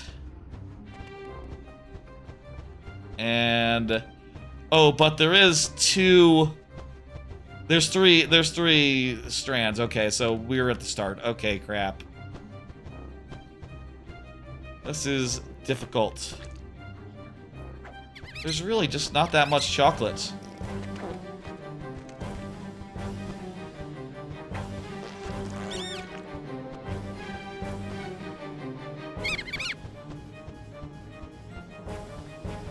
A lot of hard parts tonight, I'll say, between this, there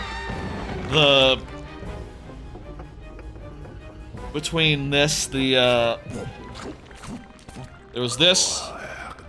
Yeah, that's nice. There was this, there's the other part where there was the race. The boss of Uga Buga was kind of difficult as well. I got some cards. I got like maybe 1 or 2 more cards. Watch the Producers. That's the next card. Speaking of parodies, I watched the Producers, which was interesting. By mistake, I ended up watching the remake first, like most of it, before realizing like, oh shit, this ain't right. And also I realized, well, I've seen like the scene where The Producers is a movie about putting on a play that is like, you know, trying to put on a play so bad that no one cares, like, oh, what happened to the money? Oh, it meant to make a bad play, so, you know, it makes sense that it all went down the drain. So the idea is like, oh, I'll pocket a bunch of the money then. Doing that. I don't like the looks of this. Okay, good. We got away clean.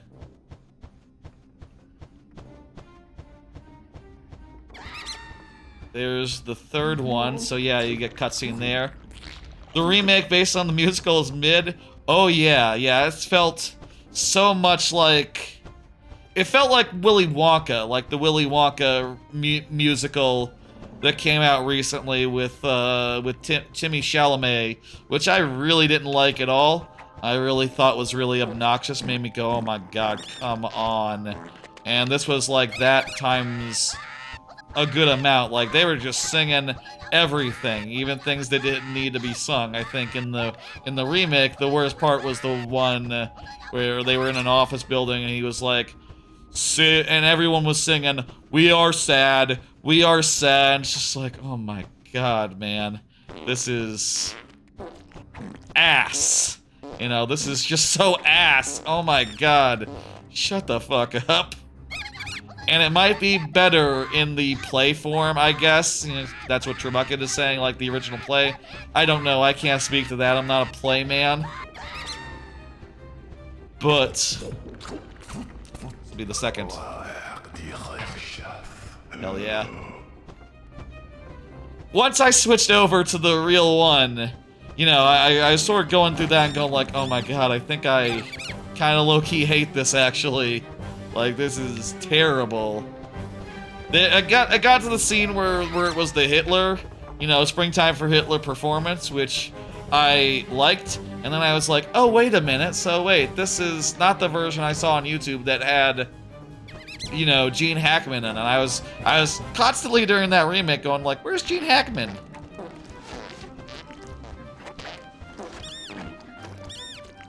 And when I got there, I was like, wait, no, this is the scene from the remake, because I've seen both of those on YouTube, and I know, like, oh, wait. People walk out a little bit farther in the original version before turning around and realizing it's a joke. We did it. Sick. That transformation looked a little bit questionable there. The original was much better, I'll say.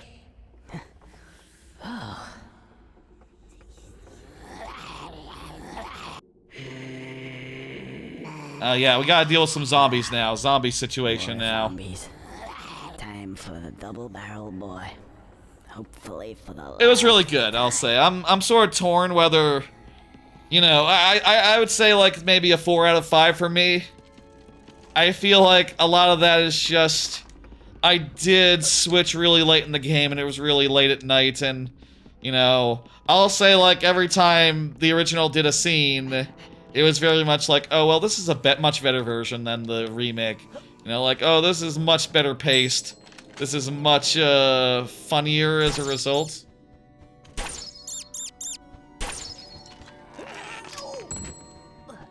Hey, I know your game.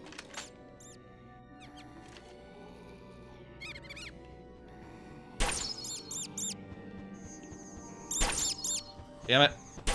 There we go. Why am I shooting these bats? Other than they're attacking me.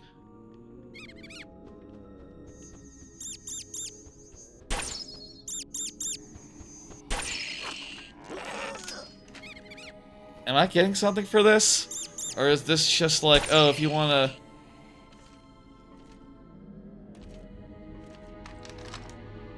Maybe this is making this room safe for later. Yeah, I think it was pretty good. I'll say it's not my favorite by any means. I think that like obviously like the Western movie Blazing Saddles, that has to be like the best by far of his movies. Spaceballs for me is like number 2. That's the one that I'm soft on. And the rest, I don't know. They're around the same level as the producers for me. I'll say... the song... Oh, Jesus. Springtime for Hitler is just, that part of the movie is just so funny. It's just so fucking funny. You know, it's worth all the time they spent to get there. You know, setting things up. I think, like, the setup is stupider than it sounds on paper. Like, it's a pretty stupid setup, really. And the logic is pretty tortured. And, like, the two of them are not great characters, to be sure. Like, you know, they're kind of both assholes. Like, one of them is a asshole womanizer, which is like, okay, well, that's your character and all, that's fun. And the other one's just like a guy. You know, I think about Willy Wonka. Like, I think of Gene Wilder, I think of Willy Wonka, I think of the sheriff's deputy in Blazing Saddles. I think of like a cool customer who's like, you know, a little bit weird, maybe, in a fun way. He's really playing a sniveling, like, he's playing a less cool fella in The Producers, and that kind of surprised me. I don't know, I kind of always... I don't know, I've never seen him in a role where he wasn't super cool. I didn't like the part where he has the security blanket. I just thought that was weird. And like, okay. Yeah, he has like a security blanket. And he like asks... Like at the time of The Producers, did they know what autism was? He acts like the stereotype of an autistic child in that movie, you know? And that makes you just go like, I don't know about that. Like, that security blanket stuff just hit me the wrong way entirely. Like, I'm pretty sure... Like, I don't know where they were going with that. You know what I mean?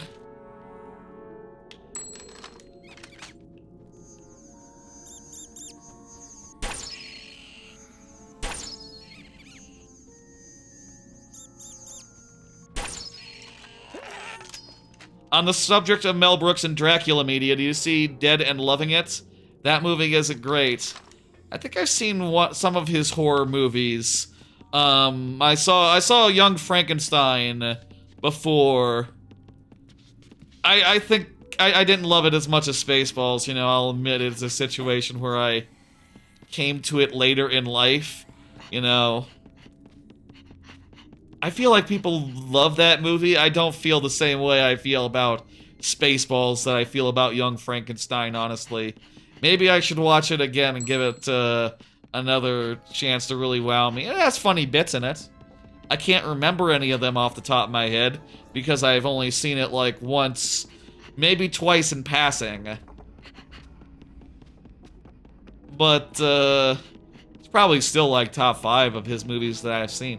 I don't know, I've seen all of his movies, like a complete collection. Honestly, I don't know, like, how much his movies, like, really stand the test of time. Like, they're really funny. They, you know, Spaceballs itself, incredibly funny when I was a kid. I loved it to hell.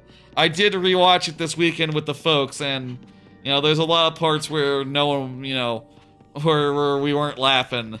You know, it's just...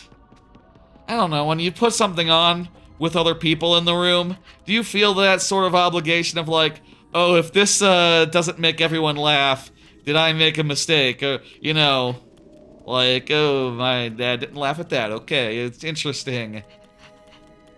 You know, he says at one point, like, this was dated, like, when you were a kid. Those were the Double Mint girls. That's the joke, that the two sexy ladies are the Double Mint girls from commercials. I'm just like, oh crap, I had no idea, I didn't know that. That's interesting. I guess that is a joke.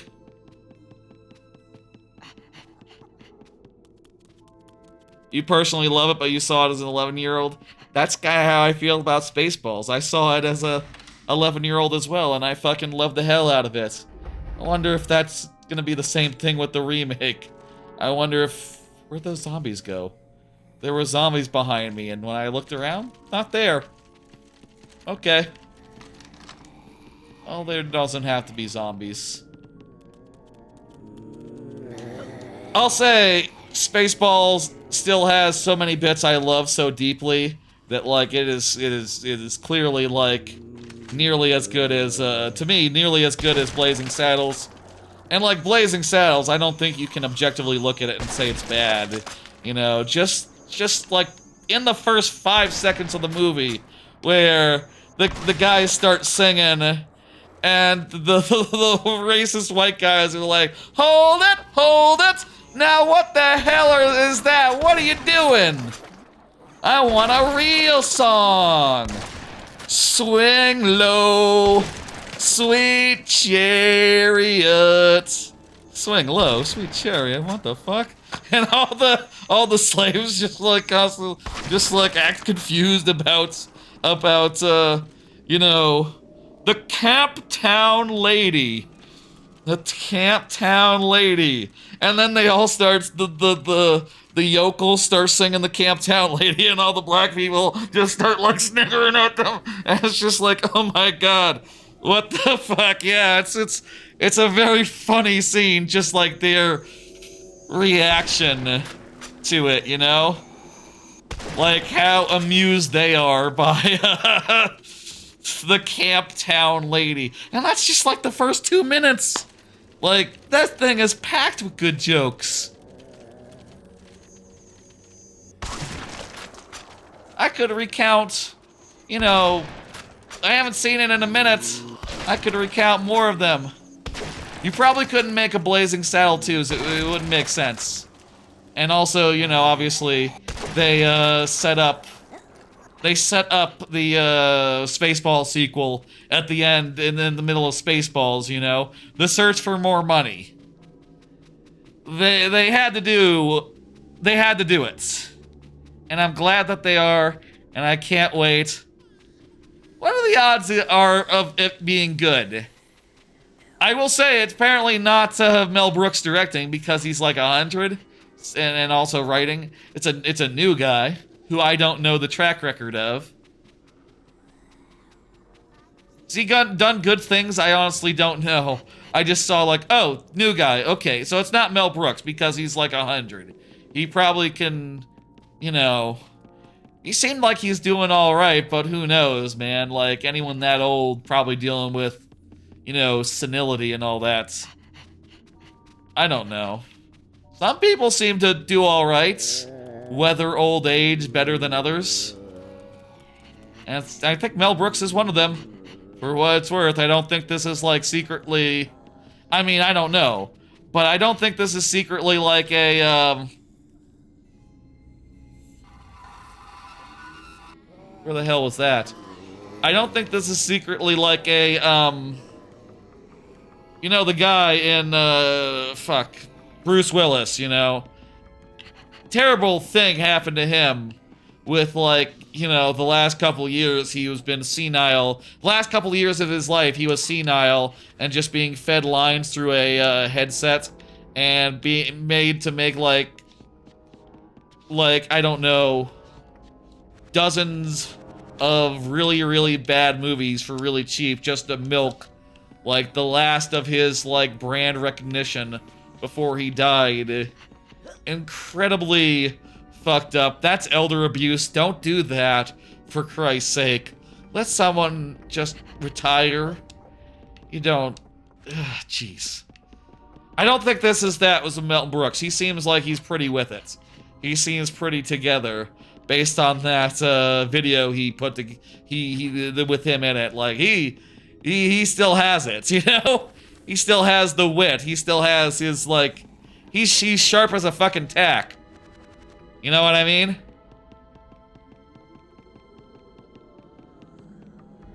I don't know. When we find out in 5 years that like, oh, you know, when he was 98, like, yeah, no, he wasn't altogether with it, and it was that situation, Bruce Willis situation. I'll be very sad if that's true. I hope not.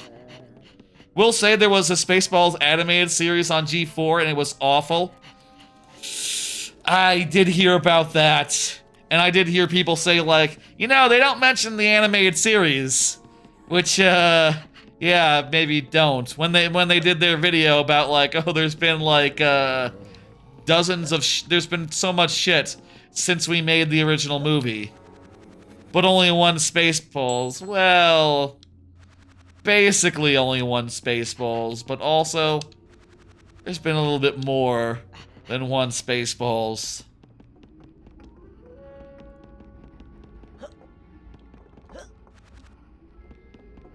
Oh, there's the ladder. Kinda hard to see, you know. This is SD.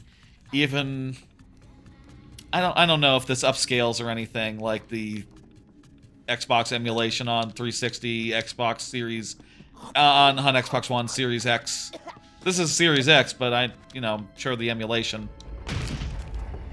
Tell me it's all checkpointed. Tell me there was a checkpoint after the second thing. Yeah, it looks like those are still keyed up. Looks like there's still keys in those keyholes, you know? Also, this director directed films from Will and Harper, critically loved, to Strays, not critically loved. So who fucking knows, basically? I've never heard of Will and Harper, so I can't, or Strays, so I can't speak to that. Yeah, we're good, we're good, we're good. Just minor setback there. I'll say I think this is the best gameplay so far in the game. Like, you get some pretty basic platforming, which is fun. And also, like, the gun, with these controls, just, like, works extremely well. Like, this is probably one of the best, like, shooter platformer hybrids there's ever been, as far as, this one level in this one version of the game. You know, it feels good, the platforming feels right, and when you switch to a gun, it's like, takes just enough effort to, like, line up a shot and take it that you would want it to. I've fallen off here and, where's the key?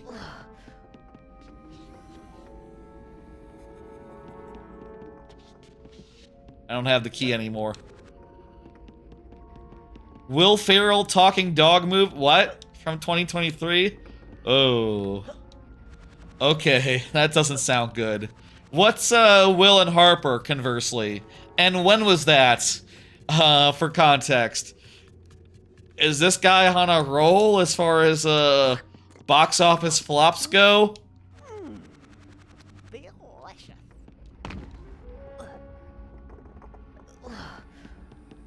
That's concerning. This feels really good. I like this part of the game. I feel like its war is going to be like this, but like with the shooter part turned up to 90%. This is like 50-50 shooting versus maybe like 66-33, you know, 1/3 a shooter. Feel like its war is going to be more like 75%, maybe 90%. I feel like that's not quite gonna be as good, but you know, it'll probably be fine. It'll probably be good. We like open a.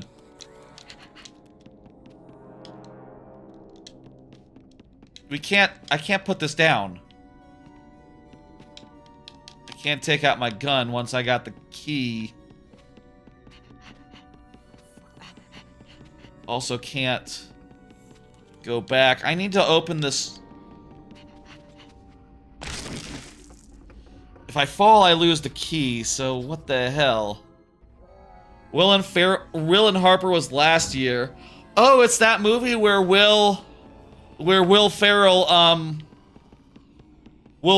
has like a Will Ferrell has a transgender friend. So it's just them like having a road trip, and you know, that's cool. Yeah, I saw that existed, and I thought it was you know, good on Will Ferrell. You know, there's a lot of people with weird takes, and I don't know that I need to see it as a movie, you know, but it is reassuring to know like, oh, Will Ferrell, he has he has his head in the right place. He's not gonna go mega conservative tomorrow. You know, that is at least a good thing to know as far as these things go, I think. Was it funny? Kinda just sounds like a you know, like a vlog writ large, like a vlog made into a movie. Is that unfair? Is that unfair? I mean, hey, it's critically acclaimed. It's critically acclaimed. I guess, you know. What the fuck? What can I say? You know, it's critically acclaimed. It's critically acclaimed. That's good. Hey.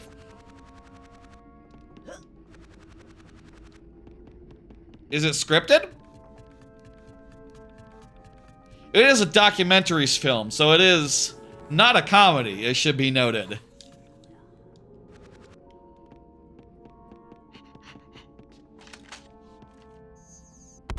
Whatever, you know, hey, it's cool.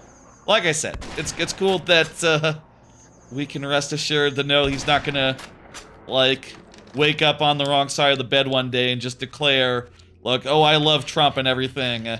You know, I love all this crap. Not that... I feel like that's probably an unpopular notion right now, what with the various devastation of tariff policy. Like, that hasn't been good for anyone. How the fuck do I open this bookcase? Like, what the hell? Do I open a walking path?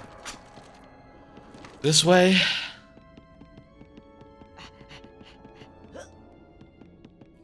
Why are you up here? Key.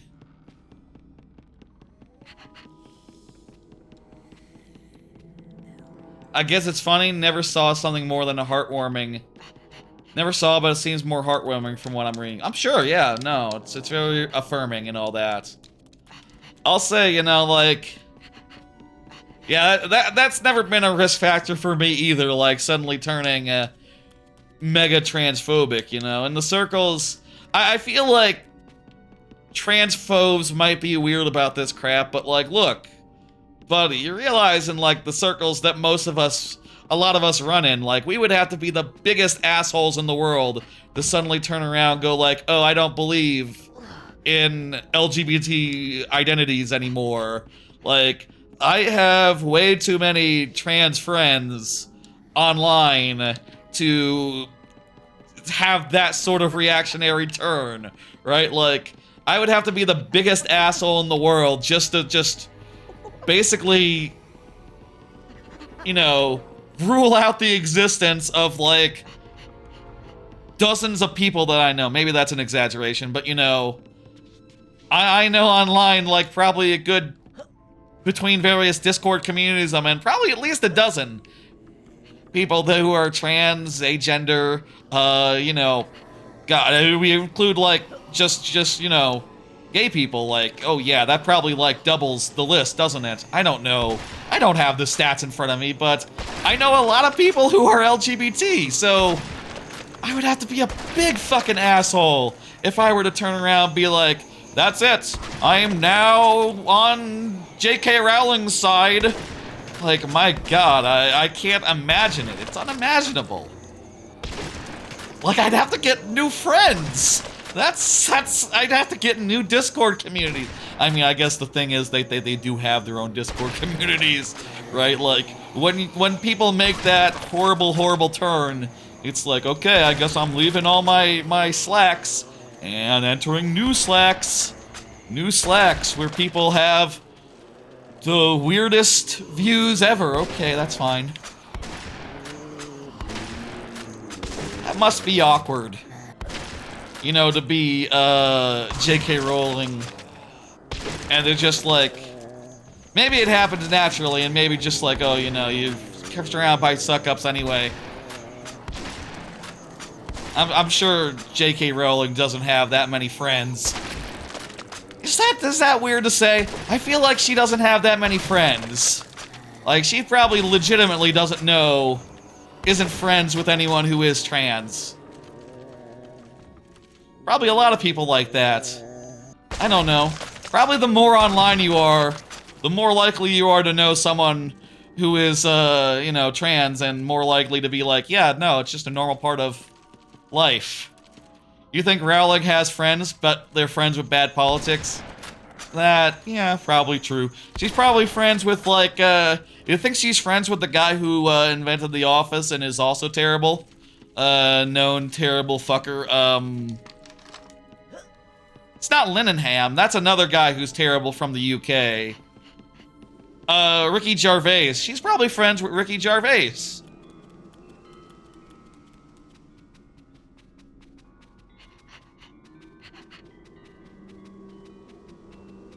I don't know what she does with all her time. All I know is that she's horrible.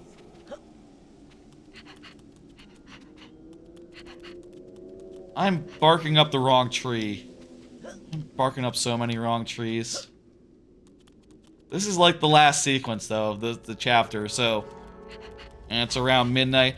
I think we're gonna be able to finish this, and once we do, that's the end of the stream, if you're wondering. So, you know, that's, nice to have the end in sight. Let me go up there, and then if it's not obvious... Let me just die, and then I'll respawn nearer to the thing. Tell me that a game over doesn't, like... Okay, this isn't a game over, so we're good. I wonder if a game over, like, resets everything.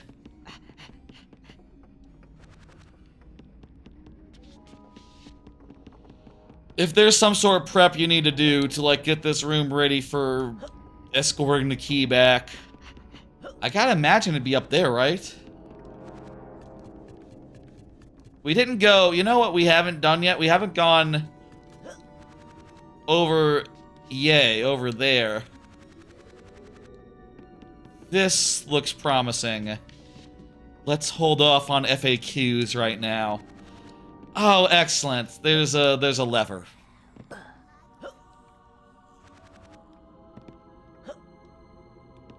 Lot of bones this stream.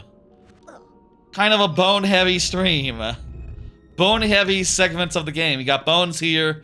The caveman had a bone. Obviously, they made it into a boner joke, as you do. That just goes without saying. Of course. Why wouldn't you?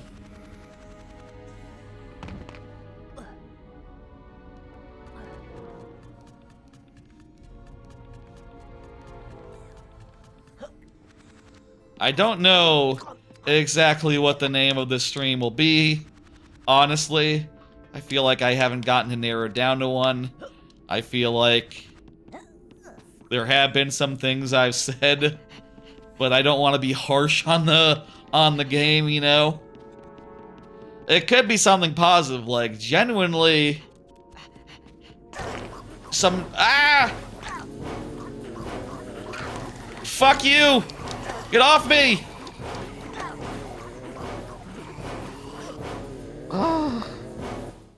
Please tell me it was a checkpoint. Please tell me that this game over. I was gonna say, maybe something like genuine good improvements. You know, considering this one section with the shooting has been pretty nice. Yes, okay, the keys are still there, okay. Maybe that,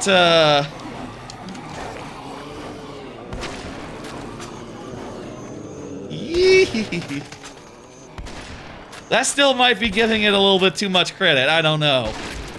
I'm not sure how much credit to extend. You know, this VOD could be called something like...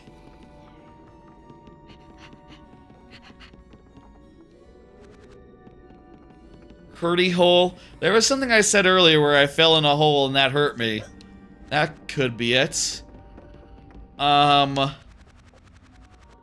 camera is doing the thing where it like vibrates. I don't know what's up with that. Maybe it's like losing power for a fraction of a second. That's causing it to like just nod off or something. Who can say? I need to hit the switch before I get the key.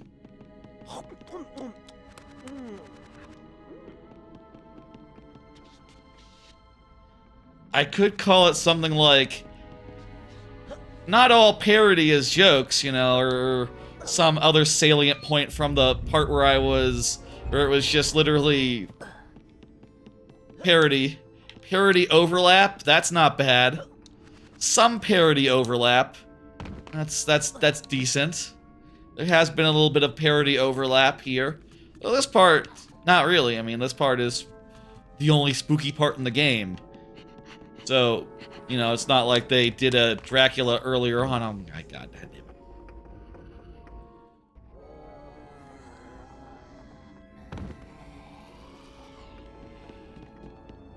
Cool, okay.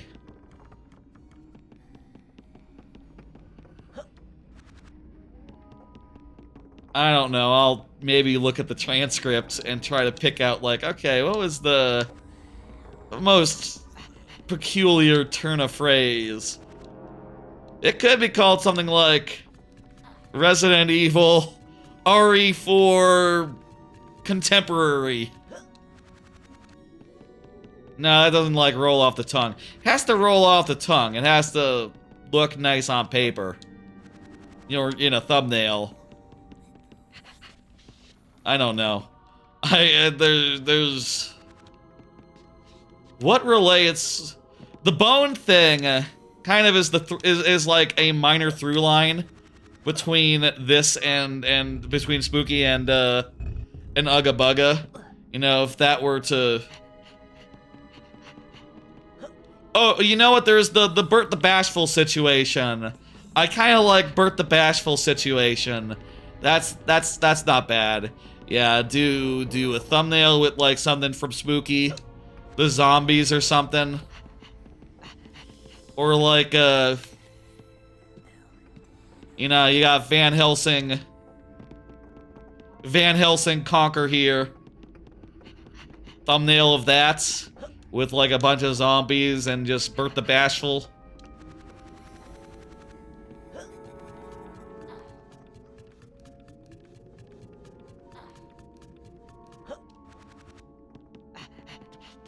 Bert the Bashful situation, or whatever I said earlier. I definitely used some particular phrase earlier in the stream. That's fine. Just we'll go with that. I don't have to think too much about it. That represents the Uga Buga, and the thumbnail can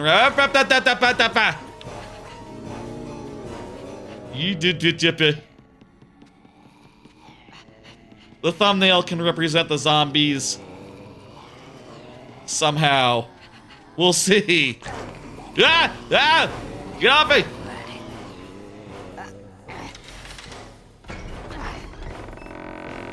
Finally.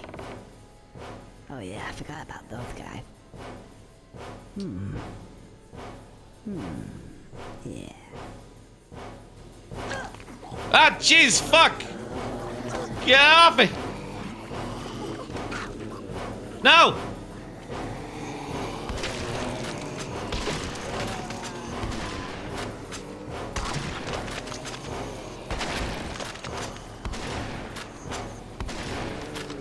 Oh, Jesus. Just gotta get to the barrel. Eat shit, zombies.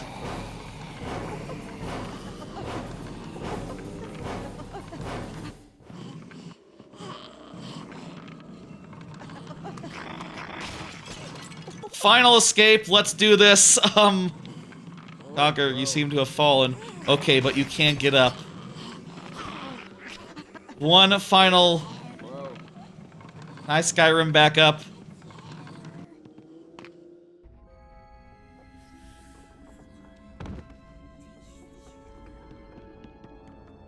Okay, you know what? The door stays open either way, so... We're like, fine. One final barrel sequence, and then we'll end... I don't love the barrel rides. Truth be told. This is not my favorite part of the chapter. A lot of parts aren't my favorite part, you know? Honestly. Shooting guys with the gun, that was pretty good. and improved in this version as well.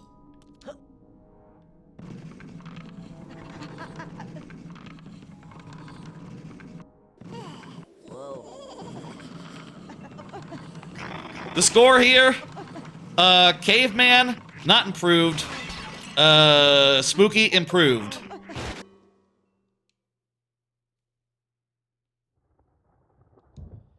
We'll get it, we'll get it.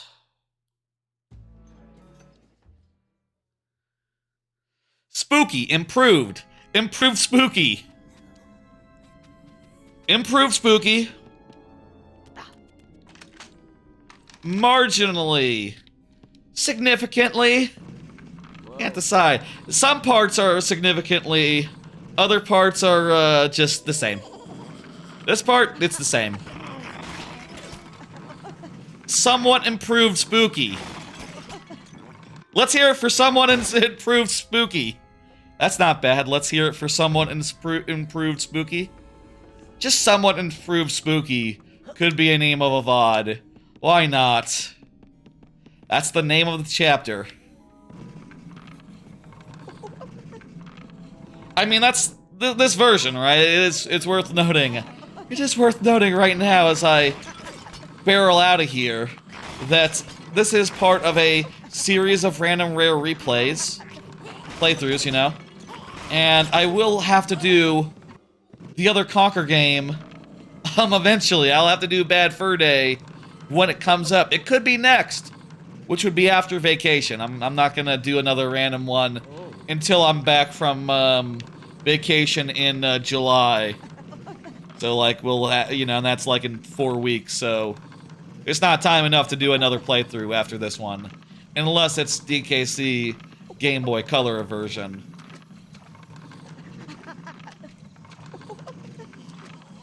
We going this way, like up the River of Blood, or are we going where the zombies are?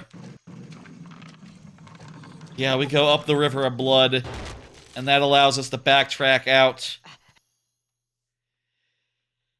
and get back to the main... Oh, money. This is the money we saw earlier. There was the part earlier where we were saying, like, searching for more money. Bert the Bashful situation covers Uga Buga. The search for more money covers, like, the several times where we got stuck and had to wait for get some more money. And moderately improved Spooky. I kind of think that's, you know, kind of the most unique thing that this game has to its name. The fact that there's a better Spooky in it. You know, one of the few things that is worth lauding here over the original and worth, like, pointing out and going like, yeah, you know, it's not just an entire shit show. It's good sometimes. It's better sometimes, rather. Not saying it's not good throughout, you know, it's a fine game. But, you know, this is perhaps... This and, do I need a new barrel? Do I need to get a new Mr. Barrel? This is perhaps... This and It's War and the last part, which will be next stream, or this version at its absolute peak. The search for more money is also pretty topical, considering that, oh fuck. Okay. We need to, like, gently get the barrel down. It's also topical on account of Mel Brooks and Spaceballs 2. I mean, I guess that's still next year, so it's... How topical is it? It was announced like a week ago. Does that make it topical? We discussed a good amount of Mel Brooks. The last stream title for the Mario Maker streams also referenced Mel Brooks. It was called Springtime for Gaster, a combination of Mel Brooks and Gaster, rumored Deltarune character. It's so dark, I don't know where the fuck I'm going.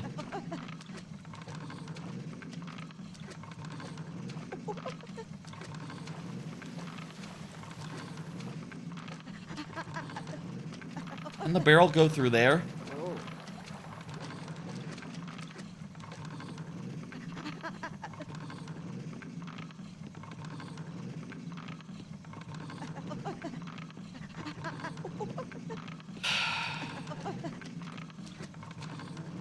Food for thought. I don't know. I'll think about it. There's some options. You know, with a stream like this, I feel like the name, a playthrough stream, right? The name should probably give some sort of indication of what segments I played through. You know, so improved spooky section. Somewhat improved spooky is pretty descriptive. Tells you pretty straight up, like, hey, yeah, there's spooky in this. I do spooky. And then you start the stream, you see I'm an Uga Buga, you kind of get the idea. The search for more money? I don't know.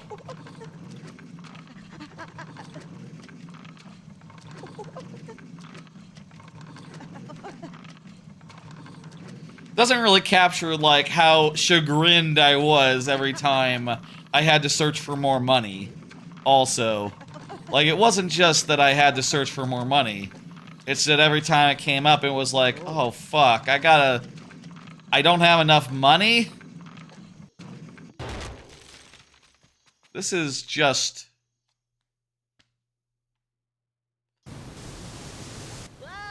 Oh, I can jump into the pits and get back up this way. Okay.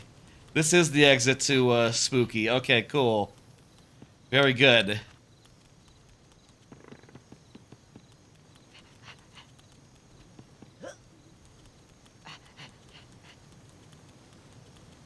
So, yeah. I think we're done. If I quit right now...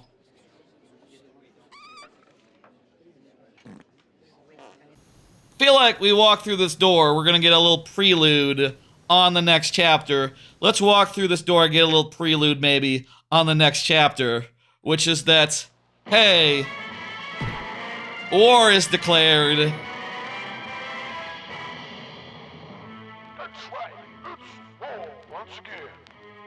That's right.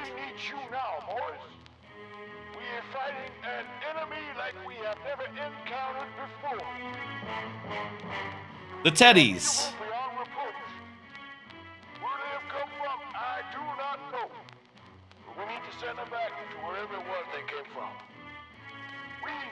What about hell?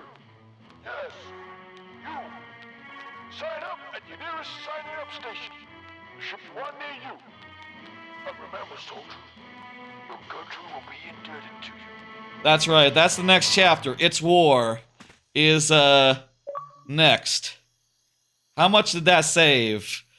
Good, okay. Next time, we should remember, I saved a clip. We can watch that again when we go into It's War. That is an option. It's War is over there, and we will definitely do it next time. If it doesn't, like, replay that again when we hit play, which, does it? Honest question. I don't know. Maybe it will. No. It's War is next time. We'll fight the guys, and it'll be a good time. It is a little after midnight. I was kind of thinking that, like, Uga Buga and Spooky might be quick. Might be more of a, you know, 2-3 hour situation. It was more like 4. That's fine. Hey, I know It's War is pretty long, too, so I think we're in for... we were never going to do It's War tonight, I think is what I'm sort of driving at. I will say I did see this thing in the menus, something called Chapter X. I think this is just... a good portion of this is just based on parts of It's War, right? It's based on parts of It's War, except you don't play as, like, you don't play as, oh, we can play as either side. What the hell? That's weird. Yeah, okay, well, if you can play as both sides, it's not exactly a single-player campaign. Even if you can, even if it's calling itself Chapter X and there's, like, distinct missions, it's more like a multiplayer mode. Mind you, it wouldn't be bad to see the multiplayer, considering it is unique to this version, and, like, you know, that's probably the best way to experience the multiplayer nowadays, considering that, like, You know, it's not part of Rare Replay. It's not online anymore. Xbox games are not online anymore. You can't do it Xbox Live style. So if you want to play this game that way, like against the dumb bots in that single player mode is maybe the way. But also, do you really want to do that? Also, this game is not available on Game Pass. It's not on Game Pass. It's not in Rare Replay. If you want it, you gotta search out. You gotta buy it. And, you know, either physically or online. It's probably not that expensive, but I have one from 20 years ago, so, you know, it's not a big deal for me. It was 20 years ago. Oh, fuck. Time is a fucker, huh? See you later. Good night, Trebucket. That's right, folks. It is time to say goodnight.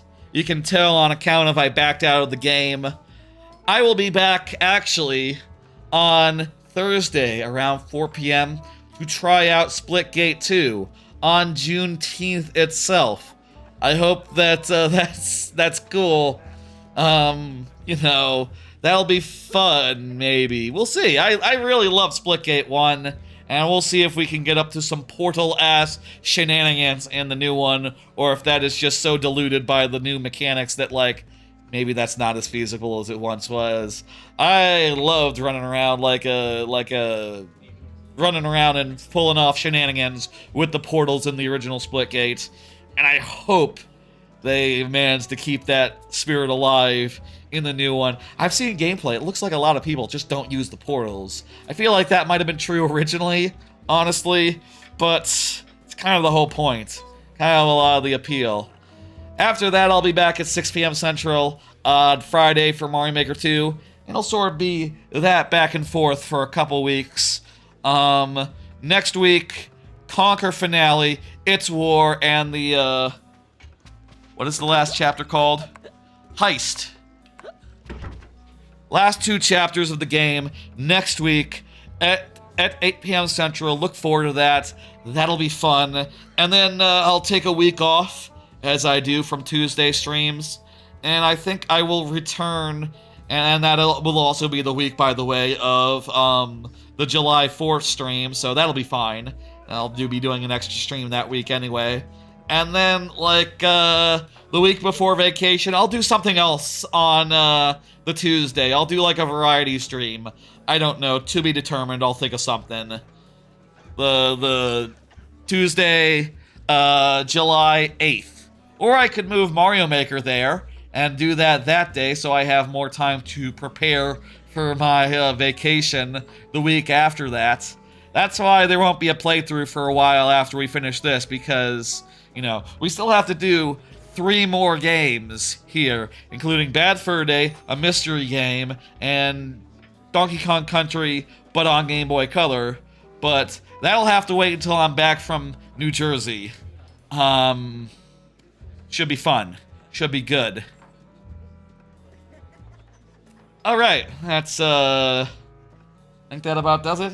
Yeah, pretty much not that complicated for now. Like, we are in a period where, like, just normal streams are happening. Tuesday, Friday, and this week, Thursday as a treat.